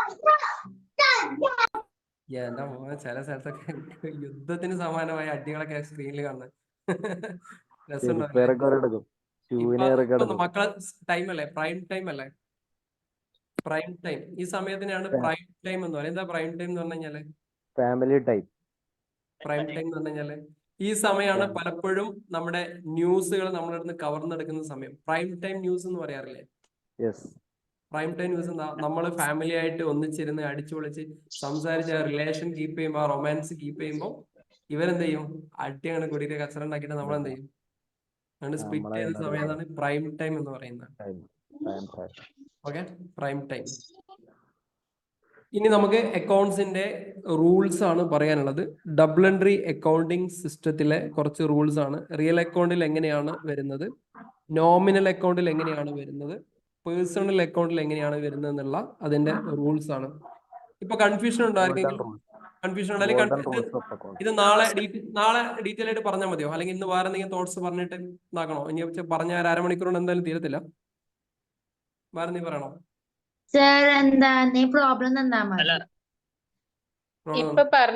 ഡൗട്ട്സ് എന്തെങ്കിലും? യെസ്, ഡൗട്ടുകൾ ഉണ്ടെങ്കിൽ അത് കൃത്യമായിട്ട് പറയാം. ഡൗട്ടുകൾ എന്തെങ്കിലും ഉണ്ടെങ്കിൽ ചോദിച്ചാണ് കൃത്യമായിട്ട്. ഞാൻ ഒരു കാര്യം പറയാം, നീ ശ്രദ്ധിക്കണം. നമ്മളെ കുറച്ചും കൂടി ലൈഫ് ലെസൺസ് ഇത് ഇനി ഇടയ്ക്കിടയ്ക്ക് നിങ്ങൾക്ക് ഓരോ കാര്യങ്ങൾ ഇങ്ങനെ കിട്ടുമേ. ആ സാധനങ്ങളൊക്കെ നന്നായിട്ട് പിക്ക് ചെയ്തെടുക്കാം. നിങ്ങൾ ഈ ക്ലാസ് കൂടുതൽ അട്രാക്ട് ചെയ്യണമെങ്കിൽ, നിങ്ങൾക്ക് ഈ ക്ലാസ് കൂടുതൽ മനസ്സിലാവണമെങ്കിൽ നിങ്ങൾ ഇതിനകത്തേക്ക് കൂടുതൽ കോൺസെൻട്രേറ്റ് ചെയ്തിരിക്കണം. വെറുതെ ഇരുന്നാൽ പോരാ, നന്നായിട്ട് ചിന്തിച്ചിരിക്കണം. പ്രശ്നത്തെക്കുറിച്ചും പ്രോബ്ലത്തെ കുറിച്ചിട്ട് ഒരുപാട് ചിന്തിക്കരുത്. പ്രശ്നങ്ങളെ കുറിച്ചിട്ട്. ഇപ്പം ജീവിതത്തിൽ ഒരുപാട് കടങ്ങളുള്ള ആളുകളുണ്ടാവും, ടെൻഷൻ അടിച്ചിരിക്കുന്ന ആളുകളുണ്ടാവും, ബാധ്യത പിടിച്ചിരിക്കുന്നുണ്ടാവും, ടെൻഷൻ അടിച്ച് ഇപ്പൊ ഈ പറയുന്ന സമയത്ത് ഒരുപാട് പ്രശ്നം അനുഭവിക്കുന്ന ആളുകളുണ്ടാവും. ഇതെന്തുകൊണ്ടാണ് ഇങ്ങനെ സംഭവിക്കുന്നതെന്ന് അറിയോ? ഞാൻ ഇടയ്ക്കിടയ്ക്ക് ഈ കൗൺസിലിംഗ് കാര്യങ്ങളൊക്കെ ചെയ്യുന്നതുകൊണ്ട് അതിന്റെ ഭാഗമായിട്ട് പറയാം. നിങ്ങൾക്ക് നിരന്തരം എന്തുകൊണ്ടാണ് പ്രശ്നങ്ങൾ മാത്രം വരുന്നത്? സന്തോഷമുള്ള ആളുകൾക്ക് എന്തുകൊണ്ടാണ് സന്തോഷം മാത്രം എപ്പോഴും ഉണ്ടാകുന്നത്?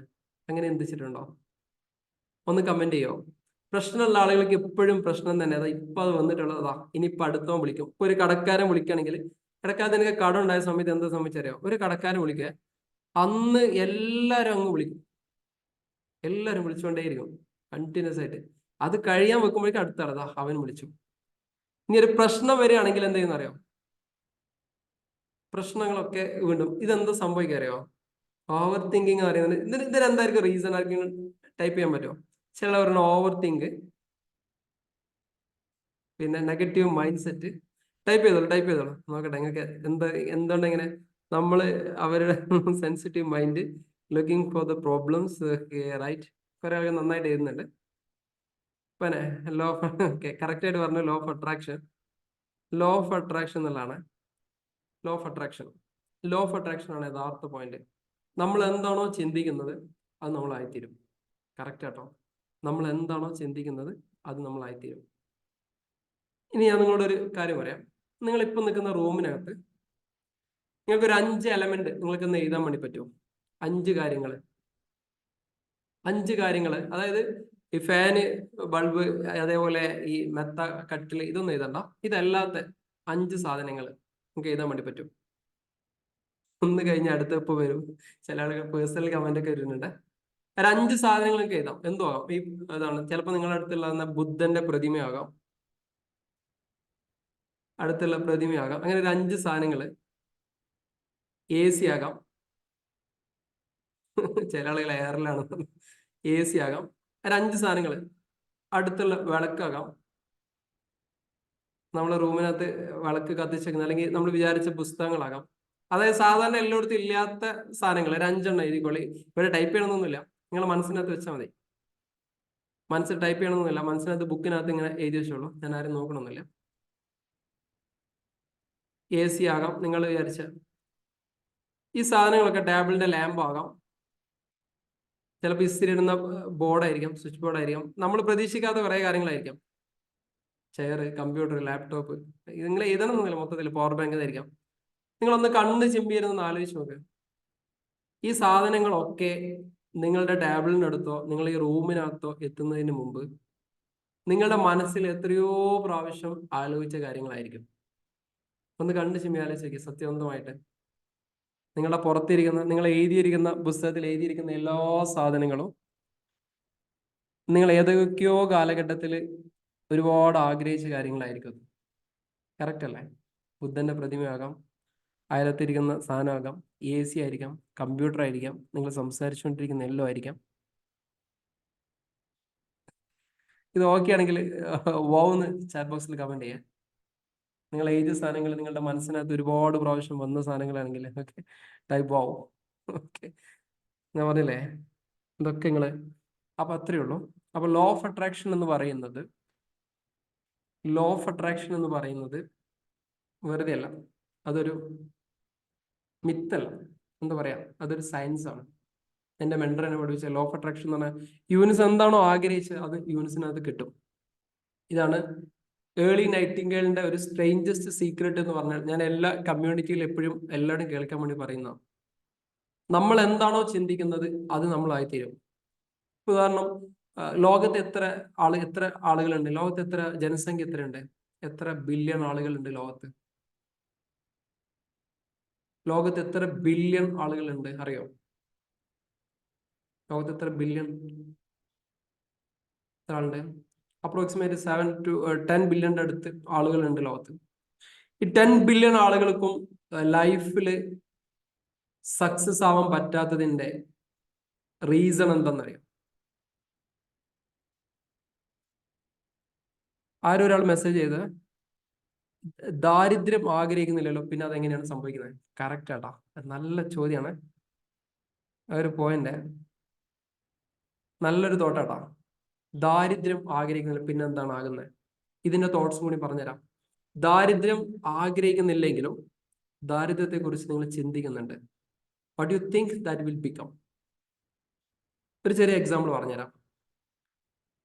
നമ്മള് ചെറിയ കുഞ്ഞുങ്ങള് ഈ വലിയ പ്രായമുള്ള അമ്മമാരെടുത്തിട്ട് ഇങ്ങനെ താരാട്ടോ കുട്ടികളെ, ചെറിയ കുഞ്ഞുങ്ങളെ എടുത്തിട്ട്, അയ്യോ എൻ്റെ മകനോ മകൾക്കോ ഒന്നും സംഭവിക്കരുതേ എന്ന് പറഞ്ഞിട്ട് ഇങ്ങനെ താരാട്ടും. പ്രായമുള്ള ഉമ്മമാര്, വല്യമ്മമാരൊക്കെ ഇങ്ങനെ താരാട്ടും കുട്ടികളെ. വെരി നെക്സ്റ്റ് ഡേ ഈ കുട്ടിക്ക് പനിക്കും അല്ലെങ്കിൽ അസുഖം വരും. ശ്രദ്ധിച്ചിട്ടുണ്ടോ? കറക്റ്റ് അല്ലേ? അസുഖങ്ങളൊന്നും വരരുതേ എന്ന് പ്രാർത്ഥിച്ചു കഴിഞ്ഞാൽ വെരി നെക്സ്റ്റ് മൊമെന്റിൽ അവർക്ക് പനിക്കും. ഇതെന്തുകൊണ്ട് സംഭവിച്ചറിയാം? മനസ്സാണ്. ഈ വല്യമ്മ താരാട്ടുന്ന സമയത്ത് വല്യമ്മയുടെ മനസ്സിലുള്ള പിക്ചർ എന്താ? അസുഖമായി കടന്ന് പടയുന്ന ഒരു കുട്ടിയുടെ പിക്ചർ മുഖത്ത് മനസ്സിൽ അങ്ങനെ വിചാരിച്ചിട്ട് ഈ അമ്മ അസുഖം വരരുതേ ചിന്തിച്ചു കഴിഞ്ഞാൽ ഈ മനസ്സിന് സാധനം എടുക്കത്തില്ല. ഈ സാധനം കണക്ട് ആവും. അസുഖമായി കിടക്കുന്ന സാധനമാണ് കണക്ട് ആവുക. മറ്റേ മനസ്സിനകത്ത് നല്ലതെന്ത് ചീത്തയെന്തെന്നൊന്നും അറിയില്ല. നമ്മൾ എന്താണോ ചിന്തിക്കുന്നത് അത് നമ്മളായിത്തീരും. അടുത്തൊരു എക്സാമ്പിൾ പറയാം. നിങ്ങൾ വളരെ വൈകിട്ട് ഓഫീസിലേക്ക് ഓടിക്കൊണ്ടിരിക്കുക. നിങ്ങളടുത്ത് സിഗ്നൽ ഉണ്ട്. നിങ്ങളുടെ മനസ്സിനകത്ത് നിറയെ റെഡ് സിംബിൾ ആയിരിക്കും വരുന്നുണ്ടെങ്കിൽ ഉറപ്പായിട്ടും സിഗ്നലിന്റെ അവിടെ നിങ്ങൾ കുടുങ്ങിയിരിക്കും. എത്ര ആളുകൾ യോജിക്കുന്നുണ്ട് ഞാൻ പറഞ്ഞതിന്? എത്ര ആളുകൾ യോജിക്കുന്നുണ്ട്? വളരെ തിരക്ക് പിടിച്ചിട്ട് നിങ്ങൾ പോകുന്നതിനിടയിൽ നിങ്ങളുടെ മനസ്സിനകത്ത് റെഡ് സിംബിളാണ് കത്തുന്നതെങ്കിൽ കറക്റ്റ് അല്ലേ? നോക്ക്, അത് റെഡ് അവിടെ കത്തിയിരിക്കും. ഒരു സംശയം വേണ്ട, കത്തിയിരിക്കുന്ന കത്തിയിരിക്കും. നമുക്ക് എത്ര ആളുകൾ കമന്റ് ചെയ്യുന്നുണ്ടോ? 100 ആളുകൾ അവിടെ കമന്റ് ചെയ്തോളെ എക്സാക്ട് ആയിട്ട്. സോ എന്താണോ, അപ്പൊ മനഃപൂർവ്വം നമ്മൾ എന്ത് ചെയ്യണം? ഈ സാധനം എഴുതി വെച്ചുകൊണ്ടിരിക്കണം. അപ്പൊ നിങ്ങള് കടക്കാരനായി പോകുന്നതിന് ഞാൻ മുമ്പ് കാലത്ത് കടക്കാരനായിരുന്നു. ഒരുപാട് കടം ഇങ്ങനെ അട്രാക്ട് ചെയ്തുകൊണ്ടിരിക്കുന്നു. കാരണം എന്താ? ഞാൻ എന്നും കടത്തുനിന്ന് രക്ഷപ്പെടണം എന്നാണ് ചിന്തിക്കുന്നത്. പക്ഷെ കടത്തിന്റെ പ്രശ്നങ്ങളെ കുറിച്ച് ആലോചിച്ചിട്ടാണ് കടത്തുനിന്ന് ചിന്തിക്കുന്നത്. ഇതിനെക്കുറിച്ച് ആലോചിക്കുമ്പോൾ ഈ സാധനം ഇറ്റ് വിൽ അട്രാക്ട്. എവിടുന്ന് ആര് പൈസ വെച്ച് കഴിഞ്ഞാൽ കടം തരും. കട അട്രാക്ട് ചെയ്തു. ഞാൻ പിന്നെന്താ, നമ്മളിപ്പോ എല്ലാ മതത്തിലും എല്ലാ ഗ്രന്ഥങ്ങളും പ്രാർത്ഥിക്കാൻ എന്താ, സന്തോഷകരമായ ജീവിതത്തിന് വേണ്ടി പ്രാർത്ഥിക്കാൻ. കടങ്ങൾ ഉണ്ടാവരുത് എന്നല്ല പ്രാർത്ഥിക്കാൻ പറയാം. കടങ്ങൾ ഉണ്ടാവരുത് എന്നുള്ളതല്ല ഇതാവണ്ടേ പ്രാർത്ഥിക്കേണ്ട. എന്താ, സന്തോഷകരമായ ജീവിതം, അതിനെ കുറിച്ച് സ്വപ്നം കാണും. അപ്പൊ ഇത് നിങ്ങൾ പോയിക്കോളും. മനസ്സിലായില്ലേ? Law of attraction. അപ്പൊ ലോ ഓഫ് അട്രാക്ഷൻ എന്താ? അപ്പൊ നമുക്ക് എന്തെന്നെ ആവണമെന്നുണ്ടെങ്കിലും, ഇപ്പൊ പറയണം അമേരിക്കൻ പ്രസിഡന്റ് ആവും, നമ്മൾ തമാശക്ക് എഴുതിയതായിരിക്കും ചിലപ്പോ, ആയിരിക്കും. നിങ്ങൾക്കത് സിമ്പിൾ ആയിട്ടായിരിക്കും, ആയിരിക്കും. എന്റെ കടത്തിന്റെ സൈസ് നിങ്ങൾ അറിഞ്ഞിട്ടില്ലായിരുന്നോ? അത്രയും കടം ഞാൻ മാറ്റിയെടുത്തത് ഇങ്ങനെയുള്ള കുറെ ടെക്നിക്കുകൾ ഉപയോഗിച്ചിട്ടാണ്. ഞാൻ രാവിലത്തെ 5 AM ക്ലബിനകത്ത് ഇത് കൃത്യമായിട്ട് പറഞ്ഞു കൊടുക്കാറുണ്ട്. എന്താണോ ആഗ്രഹിക്കുന്നത്. മനസ്സ് എന്ന് പറഞ്ഞു കഴിഞ്ഞാൽ ഒരു പറന്ന് കിടക്കുന്ന ഒരു സ്ഥലമാണ്. പരന്ന് കിടക്കുന്ന ഒരു സ്ഥലമാണ് മനസ്സ് എന്ന് പറഞ്ഞത്. ഇതിനകത്ത് എന്ത് ചെയ്യണം? എന്തിട്ടാലും അവിടെ അത് വളർന്ന് വളർന്ന് വളർന്ന് ഇങ്ങനെ വലുതായിട്ട്, എന്തിട്ടാലും വളർന്ന് വളർന്ന് വലുതാവും. ഉദാഹരണം, മനസ്സിനെ നിങ്ങൾ ജസ്റ്റ് ഒരു പാടമായിട്ട് കണക്കൂട്ടാം. പാടമല്ലേ, വയലായിട്ട് കണക്കൂട്ടാം. സ്ട്രേഞ്ചർ സീക്രട്ടിൽ പറയുന്ന കാര്യങ്ങളാണ്, ഏൾ നൈറ്റിംഗേലിന്റെ കാര്യങ്ങളാണ്. ഈ പാടത്ത് നമ്മൾ ഒരു നല്ലൊരു ആപ്പിള് കുഴിച്ചിട്ടു, ആപ്പിളിന്റെ ഒരു തൈ കുഴിച്ചിട്ടു. ഇപ്പുറത്തെ ഭാഗത്ത് ഒരു വിഷക്കാഴി കുഴിച്ചിട്ടു. രണ്ടും പാടത്താണ് കുഴിച്ചിടുന്നത്. രണ്ടിന് നമ്മൾ സമൃദ്ധമായിട്ട് വെള്ളം ഒഴിച്ചെടുത്തു, വളം ഇട്ട് കൊടുത്തു, എല്ലാം കൊടുത്തു. രണ്ടും എന്തായിട്ട് വളരും? രണ്ടും എന്തായിട്ട് വളരും? സമൃദ്ധമായിട്ട് വളരും. വിഷക്കായി എന്ത് ചെയ്യും? അടിപൊളി വിഷാക്കി തരും. ഇപ്പുറത്ത് എന്ത് ചെയ്യും? രണ്ടും നടുന്നത് എന്താണ്? ഒരേ പാടത്തിലാണ്. നമ്മുടെ മനസ്സ് ഇതേപോലെ ചിന്തിക്കാം. ഇതിനകത്ത് നമ്മൾ എന്താണോ നിറച്ചു വെക്കുന്നത് അത് സമൃദ്ധമായിട്ട് വളരും. നല്ല ചിന്തകള്, നല്ല സ്വഭാവം, നല്ല ആറ്റിറ്റ്യൂഡ്, ശത്രുതയില്ലായ്മ, മനസ്സ് സമാധാനത്തോടു കൂടി ഈ സാധനത്തിനെയാണ് നമ്മളിവിടെ വളർത്തിക്കൊണ്ടിരുന്നെങ്കിൽ അത് ഗ്രോ ചെയ്യും. ശത്രുത, പക, അവനിത് ഇവനിത് പ്രശ്നം, അമ്മായിയമ്മ പ്രശ്നം, നാട്ടുകാർ പ്രശ്നം, വീട്ടുകാർ പ്രശ്നം, ഇന്ത്യൻ പ്രസിഡന്റ് പ്രശ്നം, ഇന്ത്യൻ പ്രധാനമന്ത്രി പ്രശ്നം, ഇങ്ങനെ പ്രശ്നത്തിൽ ഫോക്കസ് ചെയ്യുന്നവന് അത് വളർന്നുകൊണ്ടേയിരിക്കും. മിക്കവാറും നമ്മുടെ നാട്ടിലെ ഏറ്റവും വലിയ പ്രശ്നങ്ങളൊക്കെ എന്താ? നമുക്ക് സോൾവ് ചെയ്യാൻ പറ്റാത്ത ഈ ഭരണം ഒന്ന് മാറി കിട്ടിയല്ലോ നന്നായിരുന്നു, നമുക്ക് തീർക്കാൻ കഴിയോ? അമ്മായിയമ്മ അയാൾ നന്നായി കിട്ടിയാൽ നമുക്ക് തീർക്കാൻ കഴിയോ? നാട്ടുകാര് നന്നായാല് തീർക്കാൻ കഴിയോ? നമ്മള് നന്നാകുക, നമ്മളെ കുറിച്ച് നമ്മൾ വളരെ പോസിറ്റീവ് ആയിട്ടുള്ള കാര്യങ്ങളിലേക്ക് ചിന്തിച്ചുകൊണ്ടേയിരിക്കുക. വളരെ പോസിറ്റീവ്. ഇത് സാധനത്തിന് ഇങ്ങനെ വളർത്തുക. ഫോർഗീവ്നെസ് പ്രാക്ടീസ് ചെയ്യുക, ഗ്രാറ്റിറ്റ്യൂഡ് പറയാം, നന്ദി ഇങ്ങനെ പറഞ്ഞുകൊണ്ടിരിക്കുക. നന്ദി പറയാൻ എത്ര റീസൺ ഉണ്ട്? എല്ലാവർക്കും നന്ദി പറയാനുള്ള റീസൺ ഉണ്ടോ? കാരണം ഉണ്ടോ? ഒരു 100 കാര്യത്തെ കുറിച്ച് നന്ദി പറയാൻ എഴുതാൻ പറഞ്ഞ 100 കാര്യത്തെ കുറിച്ച് എഴുതാൻ കഴിയും നിങ്ങൾക്ക് എല്ലാവരും? 100 things എഴുതാൻ വേണ്ടി പറഞ്ഞു കഴിഞ്ഞാല് 100 things ഒക്കെ ചാറ്റ് ബോക്സിൽ ഇങ്ങനെ ഒന്നുമല്ല, വായിക്കാൻ മനഃപൂർവ്വം മുട്ട് ചെയ്താണ്. 100 things. ചില ആൾക്ക് എഴുതാൻ പറ്റത്തില്ല, ചില ആൾക്ക് എഴുതാൻ പറ്റത്തില്ല. പ്രശ്നങ്ങൾ മാത്രമുള്ള ഒരാൾക്ക് 100 things എഴുതാൻ പറഞ്ഞാൽ എഴുതാൻ പറ്റില്ല. നിങ്ങൾ ആലോചിച്ച് നോക്കൂ. ഇന്നലെ നമ്മൾ കിടന്നുറങ്ങിയതുപോലെ ഒരുപാട് ആളുകൾ കിടന്നുറങ്ങിയിട്ടുണ്ട്. അവരാരും എല്ലാവരും ഇന്ന് എഴുന്നേറ്റിട്ടില്ല.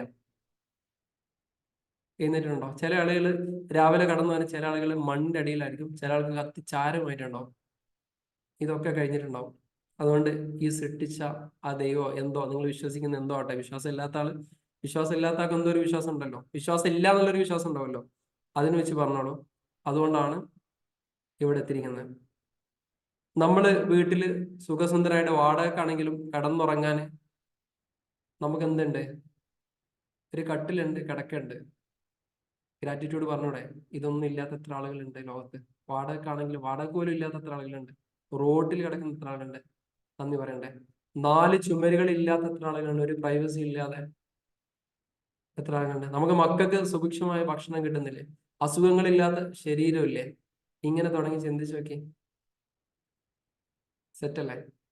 അപ്പൊ എല്ലാത്തിനും ഓരോ മതത്തിലും പറയുന്നുണ്ട് കൃത്യമായിട്ട്. അപ്പൊ വളരെ പോസിറ്റീവായിട്ട് എല്ലാ കാര്യത്തിനും സമീപിച്ചു കഴിഞ്ഞാൽ ഗ്രാറ്റിറ്റ്യൂഡ്, ഈ നന്ദി പറഞ്ഞു കഴിഞ്ഞാൽ ഉണ്ടല്ലോ, നന്ദി പറഞ്ഞു കഴിഞ്ഞാൽ എല്ലാ കാര്യങ്ങളും അട്രാക്ട് ചെയ്യും. അത് ഭയങ്കര ടെക്നിക്കാണ്. നന്ദി പറഞ്ഞു കഴിഞ്ഞാൽ എല്ലാ കാര്യവും അട്രാക്ട് ചെയ്യും. ചെറിയ എക്സാമ്പിൾ പറഞ്ഞുതരാം മനസ്സിലാക്കാൻ വേണ്ടിയിട്ടേ. ഉദാഹരണം, ഞാൻ സാധാരണ ഇതിൽ എപ്പോഴും പറയുന്ന ഒരു എക്സാമ്പിളാണ്. ഞാൻ കൊടൈക്കനാല് ട്രിപ്പിന് പോയി. ട്രിപ്പിന് പോയ സമയത്ത് 2 കാറുകൾ ഞാൻ എൻ്റെ മക്കൾക്ക് കളിക്കുന്ന 2 കാറുകൾ ഞാൻ കാർ വാങ്ങി. എൻ്റെ മകളുണ്ട്, എനിക്ക് മകളും മകനും ഉള്ള 2 കുട്ടികളാണ് എനിക്കുള്ളത്. 8 വയസ്സുള്ള മോനും ഉണ്ട്, 5 വയസ്സുള്ള മകളുണ്ട് എനിക്ക്. വയസ്സിനെ കുറിച്ച് ചോദിക്കരുത്, അവയാൾക്ക് എത്ര വയസ്സായെന്നുള്ളത്. അപ്പൊ ഈ 2 മക്കളുണ്ട്. അപ്പം ഈ 2 കാറ് വാങ്ങിയ സമയത്ത് ഞാൻ എൻ്റെ മകൻ ഈ കാറ് കൊടുത്ത സമയത്ത് മകൻ വന്ന് ചോദിക്കുകയാണ്, അച്ഛനെ ഈ കാർ എവിടുന്നാ വാങ്ങിയത്? ഒരു രസമില്ല, നിങ്ങൾ ഇത് എവിടുന്നാ വാങ്ങിയത്? നിങ്ങൾക്ക് വേറെ കാറ് വാങ്ങിയോടായിരുന്നു. ഏതായാലും അച്ഛൻ കൊണ്ടുവന്നല്ലേ, എടുത്തേക്കാം. അല്ലെങ്കിൽ ഏതായാലും ഉപ്പ കൊണ്ടുവന്നല്ലേ, എടുത്തേക്കാം എന്ന് പറഞ്ഞിട്ട് അവൻ ഈ കാറായിട്ട് അങ്ങ് പോയി. അത് കഴിഞ്ഞതിന് ശേഷം മകള് വന്നിട്ട് പറഞ്ഞു, ഉപ്പ എവിടുന്ന ഈ കാറ് കിട്ടിയ? നല്ല രസമുണ്ടല്ലോ, എവിടുന്ന അപ്പൊക്കെ കിട്ടിയത്? നല്ല രസമുണ്ടല്ലോ എന്ന് പറഞ്ഞ അവള് എന്റെ മുമ്പിൽ കിടന്ന് ഉരുട്ടി പോയി. അടുത്ത പ്രാവശ്യം ട്രിപ്പിന് പോകുമ്പോൾ ഞാൻ ആർക്ക് കാറ് വാങ്ങാനായിരിക്കും കൂടുതൽ താല്പര്യം? 2 എൻ്റെ മക്കൾ തന്നെയാണ്. ആർക്കാണ് കൂടുതൽ ആർക്ക് വേണ്ടിയിട്ടായിരിക്കും ഞാൻ വാങ്ങാം? ഡെഫിനറ്റ്ലി. എന്തുകൊണ്ടാ? പ്രപഞ്ചം ഇതുപോലെ തന്നെയാണ്. പ്രപഞ്ചത്തിന് നിങ്ങൾ നന്ദി പറഞ്ഞു നോക്കും, വാരിക്കോരി തരും. ഇത് മക്കളുടെ വിഷയം മാത്രമല്ല. അതുകൊണ്ട് ഗ്രാറ്റിറ്റ്യൂഡ് പറയാം, നന്ദി പറഞ്ഞുകൊണ്ടേയിരിക്കാം, ക്ഷമിക്കാൻ പഠിക്കാം. ആരോട് ക്ഷമിക്കാം? എത്ര വലിയ പ്രശ്നം ഉണ്ടെങ്കിലും ക്ഷമിക്കാൻ പഠിക്കാം. പ്രശ്നങ്ങളും പ്രോബ്ലംസും ഇല്ലാത്ത ആരും ഇല്ല ലൈഫിൽ. ചിരിക്കാൻ പഠിക്കാം, ക്ഷമിക്കുക. എനിക്ക് ആരോടും ദേഷ്യമില്ലല്ലോ. ഞാൻ എന്ത് പറഞ്ഞാൽ നിങ്ങൾ എന്നെ എങ്ങനെ തളർത്തിയിട്ടും കാര്യമില്ല, ഞാൻ ഒന്നും കേൾക്കത്തില്ല. നിങ്ങൾ എന്നെ എത്ര നെഗറ്റീവ് പറഞ്ഞാലും സാരമില്ല, ആ മനുഷ്യൻ അങ്ങനെ ചിന്തിച്ചുകൊണ്ടായിരിക്കും, അയാളുടെ ചിന്തക്ക് കുഴപ്പമുണ്ടാകും, പ്രശ്നമില്ല, സാരമില്ല, വിട്ടേക്കും. ഇങ്ങനെ വിട്ട് ചെയ്തൊക്കെ ഫാമിലി ലൈഫ് പൊള്ളിയായിരിക്കും, നാട്ടുകാരായിട്ട് ഇടപെടുന്ന പൊള്ളിയായിരിക്കും, സ്റ്റുഡൻസ് ആയിട്ട് ഇടപെടുന്ന പൊള്ളിയായിരിക്കും, എല്ലാം പൊള്ളിയായിരിക്കും. ഇപ്പോഴുള്ള പ്രശ്നങ്ങളെ നിങ്ങളുടെ ഒക്കെ പ്രശ്നം ഫോർഗീവ്നെസ് ഇല്ലാത്തതുകൊണ്ടായിരിക്കും. അവൻ ഇങ്ങനെ, ഇവൻ അങ്ങനെ, അവൻ അത് ചെയ്തു, ഇവൻ ഇത് ചെയ്തു, ഒരു മറക്കാൻ റെഡിയില്ല. ഫാമിലിയിൽ പ്രശ്നം, നാട്ടുകാരുടെ പ്രശ്നം, എല്ലാവരും പ്രശ്നം. ഏറ്റവും പെർഫെക്റ്റ് ആയത് നമ്മൾ മാത്രമായിരിക്കും. ഏതുപോലെ ഒരു ട്രിപ്പിന് ടൂറിന് പോയി കഴിഞ്ഞാൽ ഏറ്റവും മികച്ച ഫോട്ടോ ഏതാ? ഒരു ട്രിപ്പിന് ടൂറിന് പോയി കഴിഞ്ഞാൽ ഏറ്റവും നല്ല ഫോട്ടോ ഏതാ? നിങ്ങൾക്കറിയാം. ഏത് ഫോട്ടോയിലാണോ നിങ്ങൾ അടിപൊളിയായി നിൽക്കുന്നത് അതാണ് ഏറ്റവും നല്ല ഫോട്ടോ. അങ്ങനെ തന്നെ അല്ലേ? നമ്മളത് നന്നായാൽ അടിപൊളി. ബാക്കിയുള്ള ആളുകൾ ഇങ്ങനെ എന്തായാലും കുഴപ്പമില്ല, നമ്മളതിൽ അടിപൊളിയാണോ? സെറ്റ്. എന്നാലോ എല്ലാവരും നല്ല ഫോട്ടോ, അതിൽ ഇങ്ങനെ നമ്മൾ മാത്രം ഇങ്ങനെയല്ലോ, അപ്പോഴും ഫോട്ടോ പ്രശ്നം നമ്മളല്ല. ഇപ്പോ അതല്ലേ? ഇതല്ല വേറെ ഉണ്ടോ? വേറെ ഫോൺ ഉണ്ടോ? ഐഫോൺ അയക്കുന്നവരോട് ഒരു വിളിയല്ലേ? 5 ഫോട്ടോ ഉണ്ടായിരിക്കും. ആറ് ആൾക്കാരുണ്ടായിരുന്നു ഇതിലത്തെ. 6 ആൾക്കാർ അടിപൊളിയായി നിൽക്കുന്നുണ്ട്, നമ്മൾ മാത്രം ഇങ്ങനെ ഒരു കണ്ണ് എന്താനായി പോയി. ഫോട്ടോത്തിന്റെ അവസ്ഥ എന്തായിരിക്കും? പോരാ. ഇനി ബാക്കിയുള്ള 5 ആൾക്കാരും അങ്ങോട്ടും ഇങ്ങോട്ടൊക്കെ നോക്കും, നമ്മൾ അടിപൊളിയായിട്ട് കുടിക്കണം, ഫോട്ടോ എങ്ങനെയായിരിക്കും? നിങ്ങൾ എന്ത് മനുഷ്യന്മാർ ഇവിടെ തന്നെ അല്ലേ? നിങ്ങൾ ചിന്തിച്ചു നോക്കിയാൽ ഞാൻ പറയുന്ന തോട്ട്സുകളൊക്കെ ഒന്ന് കണക്ട് ചെയ്ത് ചിന്തിച്ചു നോക്കാം. ശരിയല്ലേ? തെറ്റല്ലേ? അപ്പം ഇത്തരം കാര്യങ്ങളൊക്കെ എന്താ ചെയ്യാം, ഞാൻ കുറച്ച് സമയം അത് ക്ലാസ് എന്തായാലും പൂർണ്ണമാക്കാൻ സമയം ഉണ്ടാവില്ല എന്നുള്ളതുകൊണ്ട് കുറച്ച് കാര്യങ്ങൾ എങ്ങനെ പറഞ്ഞു. അപ്പം നമ്മൾ എപ്പോഴും ഞാൻ പറയാനുള്ളത്, അക്കൗണ്ട്സ് പഠിക്കുമ്പോൾ ഇത് ഫുള്ള് സെറ്റായാണ്, ഇത് കഴിഞ്ഞാണ്, ഓക്കെ ആണ്, പെർഫെക്റ്റ് ആണ്, തലയിൽ കയറുന്നുണ്ട് എന്ന് പോസിറ്റീവായിട്ട് ഇങ്ങനെ ചിന്തിച്ചുകൊണ്ടേയിരിക്കുക. അപ്പം നെഗറ്റീവ് പ്രശ്നങ്ങളൊക്കെ അങ്ങനെ മാറിക്കൊണ്ടിരിക്കും. പോസിറ്റീവായിട്ടുള്ള കാര്യങ്ങൾ കൂടുതൽ അട്രാക്ട് ചെയ്തുകൊണ്ടേയിരിക്കും. ഇപ്പം നമ്മൾ 5am ക്ലബിൽ ഒരുപാട് ട്രെയിനേഴ്സ് വരാറുണ്ട്. എന്തുകൊണ്ടാണ്? നമ്മൾ രാവിലെ തന്നെ മെഡിറ്റേഷനിൽ പറയുന്നുണ്ട്, നമ്മൾ വളരാൻ വേണ്ടി പോകാൻ വേണ്ടിയിട്ടുള്ള ഒരുപാട് മെന്റേഴ്സ് ആയിട്ട് നമ്മളെ കണക്ട് ചെയ്യുന്നു പറയുമ്പോൾ മെന്റേഴ്സ് ഇങ്ങോട്ടേക്ക് വിളിച്ചു വരും. സർ നമുക്കൊരു സെഷൻ തരും, നമുക്കൊരു സെഷൻ അല്ലേ? അനൂപ് സാർ അതിനകത്ത് എത്രങ്ങാനും ആളുകൾ വന്ന് ക്ലാസ് എടുത്തു. വലിയ ട്രെയിനേഴ്സ്, ലക്ഷങ്ങൾ വാങ്ങുന്ന ട്രെയിനേഴ്സ് ഫ്രീ ആയിട്ട് വന്ന് ക്ലാസ് എടുത്തു തരാം. കാരണം എന്തുകൊണ്ടാ? നമ്മൾ രാവിലെ തന്നെ ഇതാണ് പറയുന്നത്, നമ്മളായിട്ട് കണക്ട് ചെയ്തുകൊണ്ടിരിക്കുന്ന പല മെന്റേഴ്സ്, പല ആളുകൾ നമ്മളായിട്ട് കണക്ട് ചെയ്തുകൊണ്ടിരിക്കുന്നു എന്നുള്ളത് അഫർമേഷൻ രാവിലെ കൊടുക്കുക. ഇത് കൊടുക്കുമ്പോൾ മെന്റേഴ്സ് ഇങ്ങോട്ടേക്ക് വരണം, അല്ലെങ്കിൽ പ്രകൃതി നിയമം തെറ്റാണ്. അപ്പം ലോ ഓഫ് അട്രാക്ഷൻ, നമുക്ക് എന്താണോ വേണ്ടത് അത് കൃത്യമായിട്ട് ആഗ്രഹിക്കുക, ലക്ഷ്യങ്ങളെ ഫോക്കസ് ചെയ്യാം, ലക്ഷ്യങ്ങളെ മാത്രം ഫോക്കസ് ചെയ്യുക, പ്രശ്നങ്ങൾ ഒരിക്കലും ഫോക്കസ് ചെയ്യരുത്. ഇപ്പൊ നിങ്ങൾ ജീവിക്കുന്ന ചുറ്റുപാടുകളൊക്കെ വളരെ മോശമായിരിക്കും. ചിലപ്പോൾ വീട്ടിൽ കല്യാണം കഴിച്ച് പോയ വീട്ടിലെ അമ്മായിമ്മ വളരെ ചൊറിയായിരിക്കും, അമ്മായിയപ്പ വളരെ ചൊറിയായിരിക്കും, ഹസ്ബൻഡ് വളരെ ചൊറിഞ്ഞ സാധനമായിരിക്കും, ഭാര്യ ചിലപ്പോൾ അതിനേക്കാളും വലിയ ഇതായിരിക്കും. ഇതൊക്കെ ഉണ്ടാവും. പക്ഷെ ഇതിനെ ഫോക്കസ് ചെയ്താൽ ഇതിങ്ങനെ വളരും. ഇതിന് വളരും. നമ്മളെ റൂട്ടിലേക്ക് അങ്ങനെ പോവാം. അപ്പൊ എല്ലാം വരും. ഇത്ര ആലോചിച്ചാൽ മതി. നമ്മളെ കുറിച്ച് കുറ്റം പറയാൻ വേണ്ടിയിട്ട് ദൈവം ഒരുപാട് ആളുകളെ സൃഷ്ടിച്ചിട്ടുണ്ട്. അത് നമ്മളെ ഫാമിലിയിലുണ്ട് ആളുകളുണ്ട്, അമ്മായിയായിട്ടും റോഡിലക്കത്തിലായിട്ടും നാട്ടുകാരായിട്ടും ഒരുപാട് ആളുകളെ സൃഷ്ടിച്ചിട്ടുണ്ട്. പക്ഷേ നമ്മളായിട്ട് നമ്മൾ കുറ്റം പറയാതിരിക്കുക. അവർ ചിന്തിച്ചോട്ടെ, അവരുടെ വലിപ്പത്തിനനുസരിച്ച്, അവരുടെ ചിന്തകളുടെ ആയത്തിനനുസരിച്ച് അവരങ്ങനെ ചിന്തിക്കും. നമ്മൾ അതിനെക്കുറിച്ച് ചിന്തിക്കാതിരിക്കുക. നമ്മൾ പോസിറ്റീവായിട്ട് ഈ കാര്യത്തെ കൈകാര്യം ചെയ്യാം.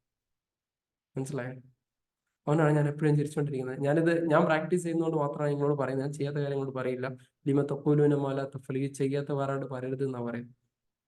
ഞാനത് കൊണ്ട് വളരെ ഹാപ്പിയാണ്, വളരെ സന്തോഷമാണ്. എനിക്ക് ആരോടും ദേഷ്യമില്ല, എനിക്ക് എല്ലാവരുടെയും ഇഷ്ടം മാത്രമേ ഉള്ളൂ. ഈ രീതിയിൽ എന്ത് ചെയ്യാം, നമ്മളും വളരാൻ വേണ്ടി ശ്രമിക്കാം. നമ്മൾ വളർന്നു കഴിഞ്ഞാൽ നമ്മളെ കുട്ടികൾ വളരും. കുട്ടികൾ വളർന്നു കഴിഞ്ഞാൽ ആ ജനറേഷൻ മൊത്തം വളരും, ഫാമിലി മൊത്തം ഹാപ്പി. ഇപ്പം ഉണ്ടാകുന്ന ടെൻഷനെ കുറിച്ച് ആലോചിക്കണ്ട. ഇതോട് വരുമ്പോൾ സെറ്റായിട്ട് വളരും. ഇത്രയാണ് സാന്ദർഭികമായിട്ട് നിങ്ങളോട് പറയാനുള്ള കാര്യങ്ങൾ. വരും ദിവസങ്ങളിൽ എന്ത് ചെയ്യാം, ബാക്കിയുള്ള കാര്യങ്ങൾ ചെയ്യാം. നാളെ നമ്മൾ പഠിക്കാൻ വേണ്ടി പോകുന്നത് ഡബിൾ എൻട്രി അക്കൗണ്ടിങ് സിസ്റ്റത്തിലെ അക്കൗണ്ട്സിനെ പറ്റിയിട്ടുള്ളതാണ്. വളരെ സീരിയസ് ആയിട്ടുള്ള ഒരു ടോപ്പിക്കാണ്. അപ്പം അതിനകത്ത് അക്കൗണ്ട്സിന്റെ റൂൾസ് ആണ് പ്രധാനമായിട്ട് പഠിക്കുന്നത്. ഇപ്പം നമ്മൾ ഗ്രൂപ്പും ഈ കാര്യങ്ങളൊക്കെ പഠിച്ചു. ഇനി അതിൻ്റെ പ്രധാനപ്പെട്ട അടുത്ത പോയിന്റുകളിലേക്ക് പോകും. അസൈൻമെന്റുകൾ നാളെ രാവിലെ ആകുമ്പോഴേക്കും സബ്മിറ്റ് ചെയ്യും. ഇപ്പം അസൈൻമെന്റുകൾ എവിടെയെന്ന് ചോദിക്കുന്നുണ്ട്. നാളെ രാവിലെ ആകുമ്പോഴത്തേക്കും ആപ്പിനകത്ത് സെറ്റ് ആയിട്ട് വരും. ആ സമയത്ത് എന്ത് ചെയ്യാം, ഫോളോ ചെയ്ത് കാണാം. അപ്പം ഇന്ന് പഠിച്ച കാര്യങ്ങൾ ഓക്കെ അല്ലേ? ഗ്രൂപ്പ്, സബ് ഗ്രൂപ്പ്, ടൈപ്പ്, അതിന്റെ എല്ലാ കാര്യങ്ങളും ഓക്കെ. അപ്പൊ ഇത്രയാണ് കാര്യങ്ങൾ. ഇനി നിങ്ങൾ ചെയ്യേണ്ട കാര്യങ്ങൾ നിങ്ങൾക്ക് ചെറിയൊരു കൊട്ടേഷനും കൂടി തരാം. നമ്മുടെ ഗ്രൂപ്പിനകത്ത് ഒരുപാട് ആളുകൾ ക്ലാസ് ഒക്കെ എല്ലാം റെഡിയായി സെറ്റായിട്ട് വന്നിട്ട് അറ്റൻഡ് ചെയ്യാത്ത ആളുകളുണ്ട്. ഇവരെ തുരത്താൻ വേണ്ടിയിട്ട് ക്ലാസ് കഴിഞ്ഞ ഉടനെ തന്നെ ക്ലാസ്സിനെ കുറിച്ച് റിവ്യൂസ് നിരപ്പി ആണ് ഗ്രൂപ്പിനകത്ത് അടിച്ച് പൊളിച്ചങ്ങ് ഇട്ടോളാം. എല്ലാവരും ഇടണേ, എല്ലാവരും പോസ്റ്റ് ചെയ്യണം ഗ്രൂപ്പിനകത്ത്. അപ്പം എന്ത് ചെയ്യുന്നറിയോ, ഒരുപാട് മെസ്സേജുകൾ വരുന്ന സമയത്ത് താല്പര്യമില്ലാത്ത ഈ കുടുങ്ങിയുള്ള ഈ മെസ്സേജിനെ കൊണ്ടെന്ന് പറഞ്ഞാൽ അവരങ്ങ് ഇറങ്ങിപ്പോൾ ആ സ്പേസിനകത്ത് നമുക്ക് വേറെ ആളെ കയറ്റാം. I agree. കൊട്ടേഷൻ ഏറ്റോ? കൊട്ടേഷൻ നിങ്ങൾ അപ്പൊ എന്താ നമുക്ക് ആ സ്പേസിനകത്ത് നമ്മളെ തന്നെ സുഹൃത്തുക്കൾ ഒരുപാട് ഇത് പഠിക്കാൻ ആഗ്രഹിച്ചു വരുന്ന ആളുകളുണ്ടോ? പിന്നീട് ചില ആളുകൾ ചോദിക്കുന്നുണ്ട്, ഇത് കുറെ കാലം കഴിഞ്ഞ് കഴിഞ്ഞാല് സാർ ഇത് പെയ്ഡ് ക്ലാസ് ആവും ചോദിക്കണ്ടേ? കാരണം ഇങ്ങനെ ചോദിക്കുന്നുണ്ട്, അതും കൂടി ക്ലിയർ ചെയ്യാം. കുറെ ആളുകൾ ചോദിക്കുന്നുണ്ട്, ഇത് സാറെ കുറച്ച് ഫ്രീ എടുത്തിട്ട് പിന്നീട് ഇത് പേയ്മെന്റ് ക്ലാസ്സിലേക്ക് പോകാം. അങ്ങനെ ഒരിക്കലും പോകത്തില്ല. ഈ ക്ലാസ് കഴിയുന്ന 100% ഇതിൽ ₹1 പോലും ഞാൻ ചാർജ് ചെയ്യത്തില്ല. അതുകൊണ്ട് നിങ്ങൾ ആ ഒരു ടെൻഷനകത്ത് കുറച്ച് കേട്ട് കുറച്ച് കേൾക്കാതെ കണ്ട. പക്ഷെ പിന്നീട് ഇത് അവസാനം കുറച്ചും കൂടി അങ്ങോട്ടേക്ക് എത്തുമ്പോൾ ഈ ബേസ് കിട്ടാഞ്ഞാൽ സ്റ്റക്ക് ആവുന്നിടത്ത് അപ്പം ഡൗട്ട് ഇല്ലാതിരിക്കാൻ വേണ്ടിയിട്ടാണ് ഇത്രയും ഡീറ്റെയിൽ ആയിട്ട് പറയുന്നത്. ഇനീഷ്യൽ തുടക്കം ഇത്രയും ഡീറ്റെയിൽ ആയിട്ട് പറയുന്നതിന്റെ ഒരു ഉദ്ദേശം അതാണ്. അപ്പം ആ ഒരു സീരിയസ്നെസ് നിങ്ങൾ എടുക്കണം. തുടക്കത്തിൽ സ്ലോയിൽ പോകുന്നത് അതുകൊണ്ടാണ്. ഓക്കെ. അപ്പൊ നിങ്ങളെ എല്ലാവിധ കൊട്ടേഷനും നിങ്ങളെ ഏൽപ്പിച്ച് ഇന്ന് പിരിയാണ്. നമുക്ക് നാളെ വീണ്ടും നമുക്ക് ഇതേപോലെ ലൈവിനകത്ത് കാണാം. ചിലപ്പം ഇനി കുറച്ചൊക്കെ നമുക്ക് എല്ലാ ആഴ്ചയിലും 2 സെഷനൊക്കെ ഇനീഷ്യൽ ലെവലിലൊക്കെ നമ്മൾ പോകും, കാരണം ഒന്നുകൂടി ഫാസ്റ്റ് ആക്കാൻ വേണ്ടിയിട്ട്. അപ്പൊ നിങ്ങളും ആക്റ്റീവായിട്ട് എൻ്റെ കൂടെ ഇരിക്കുക. അസൈൻമെന്റുകളും മറ്റുള്ള കാര്യങ്ങളൊക്കെ ചെയ്തിട്ട് ആക്റ്റീവായിട്ട് വളരെ സീരിയസ് ആയിട്ട് ഒന്നിച്ച് നമുക്ക് യാത്ര ചെയ്യാം. അപ്പൊ 6 മാസം എന്ന് പറഞ്ഞ ആ ഒരു പീരീഡിനകത്ത് തന്നെ നമുക്ക് ഇത് എന്തായാലും കംപ്ലീറ്റ് ചെയ്യാൻ കഴിയണം. അപ്പൊ ആ ഒരു തീരുമാനത്തിൽ തന്നെ, ആ റൂട്ടിൽ തന്നെയാണ് ഞാൻ പോണത്. നിങ്ങളും കട്ടയ്ക്ക് എൻ്റെ കൂടെ നിൽക്കാം. ഇത്രയാണ് പറയാനുള്ളത്. അതെ, നിങ്ങൾ കൂടെ ഉണ്ടായാൽ ബാക്കി നമുക്ക് പൊളിക്കാം. അപ്പൊ ഇത്രയാണ് പറയാനുള്ളത്. ഇപ്പൊ നാളെയും ഇതേപോലെ ചിരിച്ച് കളിച്ച് സംസാരിച്ച് നമുക്ക് ഒന്നിച്ചിരുന്ന് പഠിക്കാനുള്ള ഭാഗ്യം ദൈവം തരട്ടെ. ഒരു അപകടം മറ്റു ബുദ്ധിമുട്ടുകളൊന്നും ഇല്ലാത്ത രീതിയിൽ വീണ്ടും കാണാനുള്ള ആഫിയത്ത് തൗഫീഖ് എല്ലാവർക്കും ഉണ്ടാവട്ടെ. അത്രമാത്രം പറഞ്ഞു. Bye. Good night. Good night, sir. Good night, sir.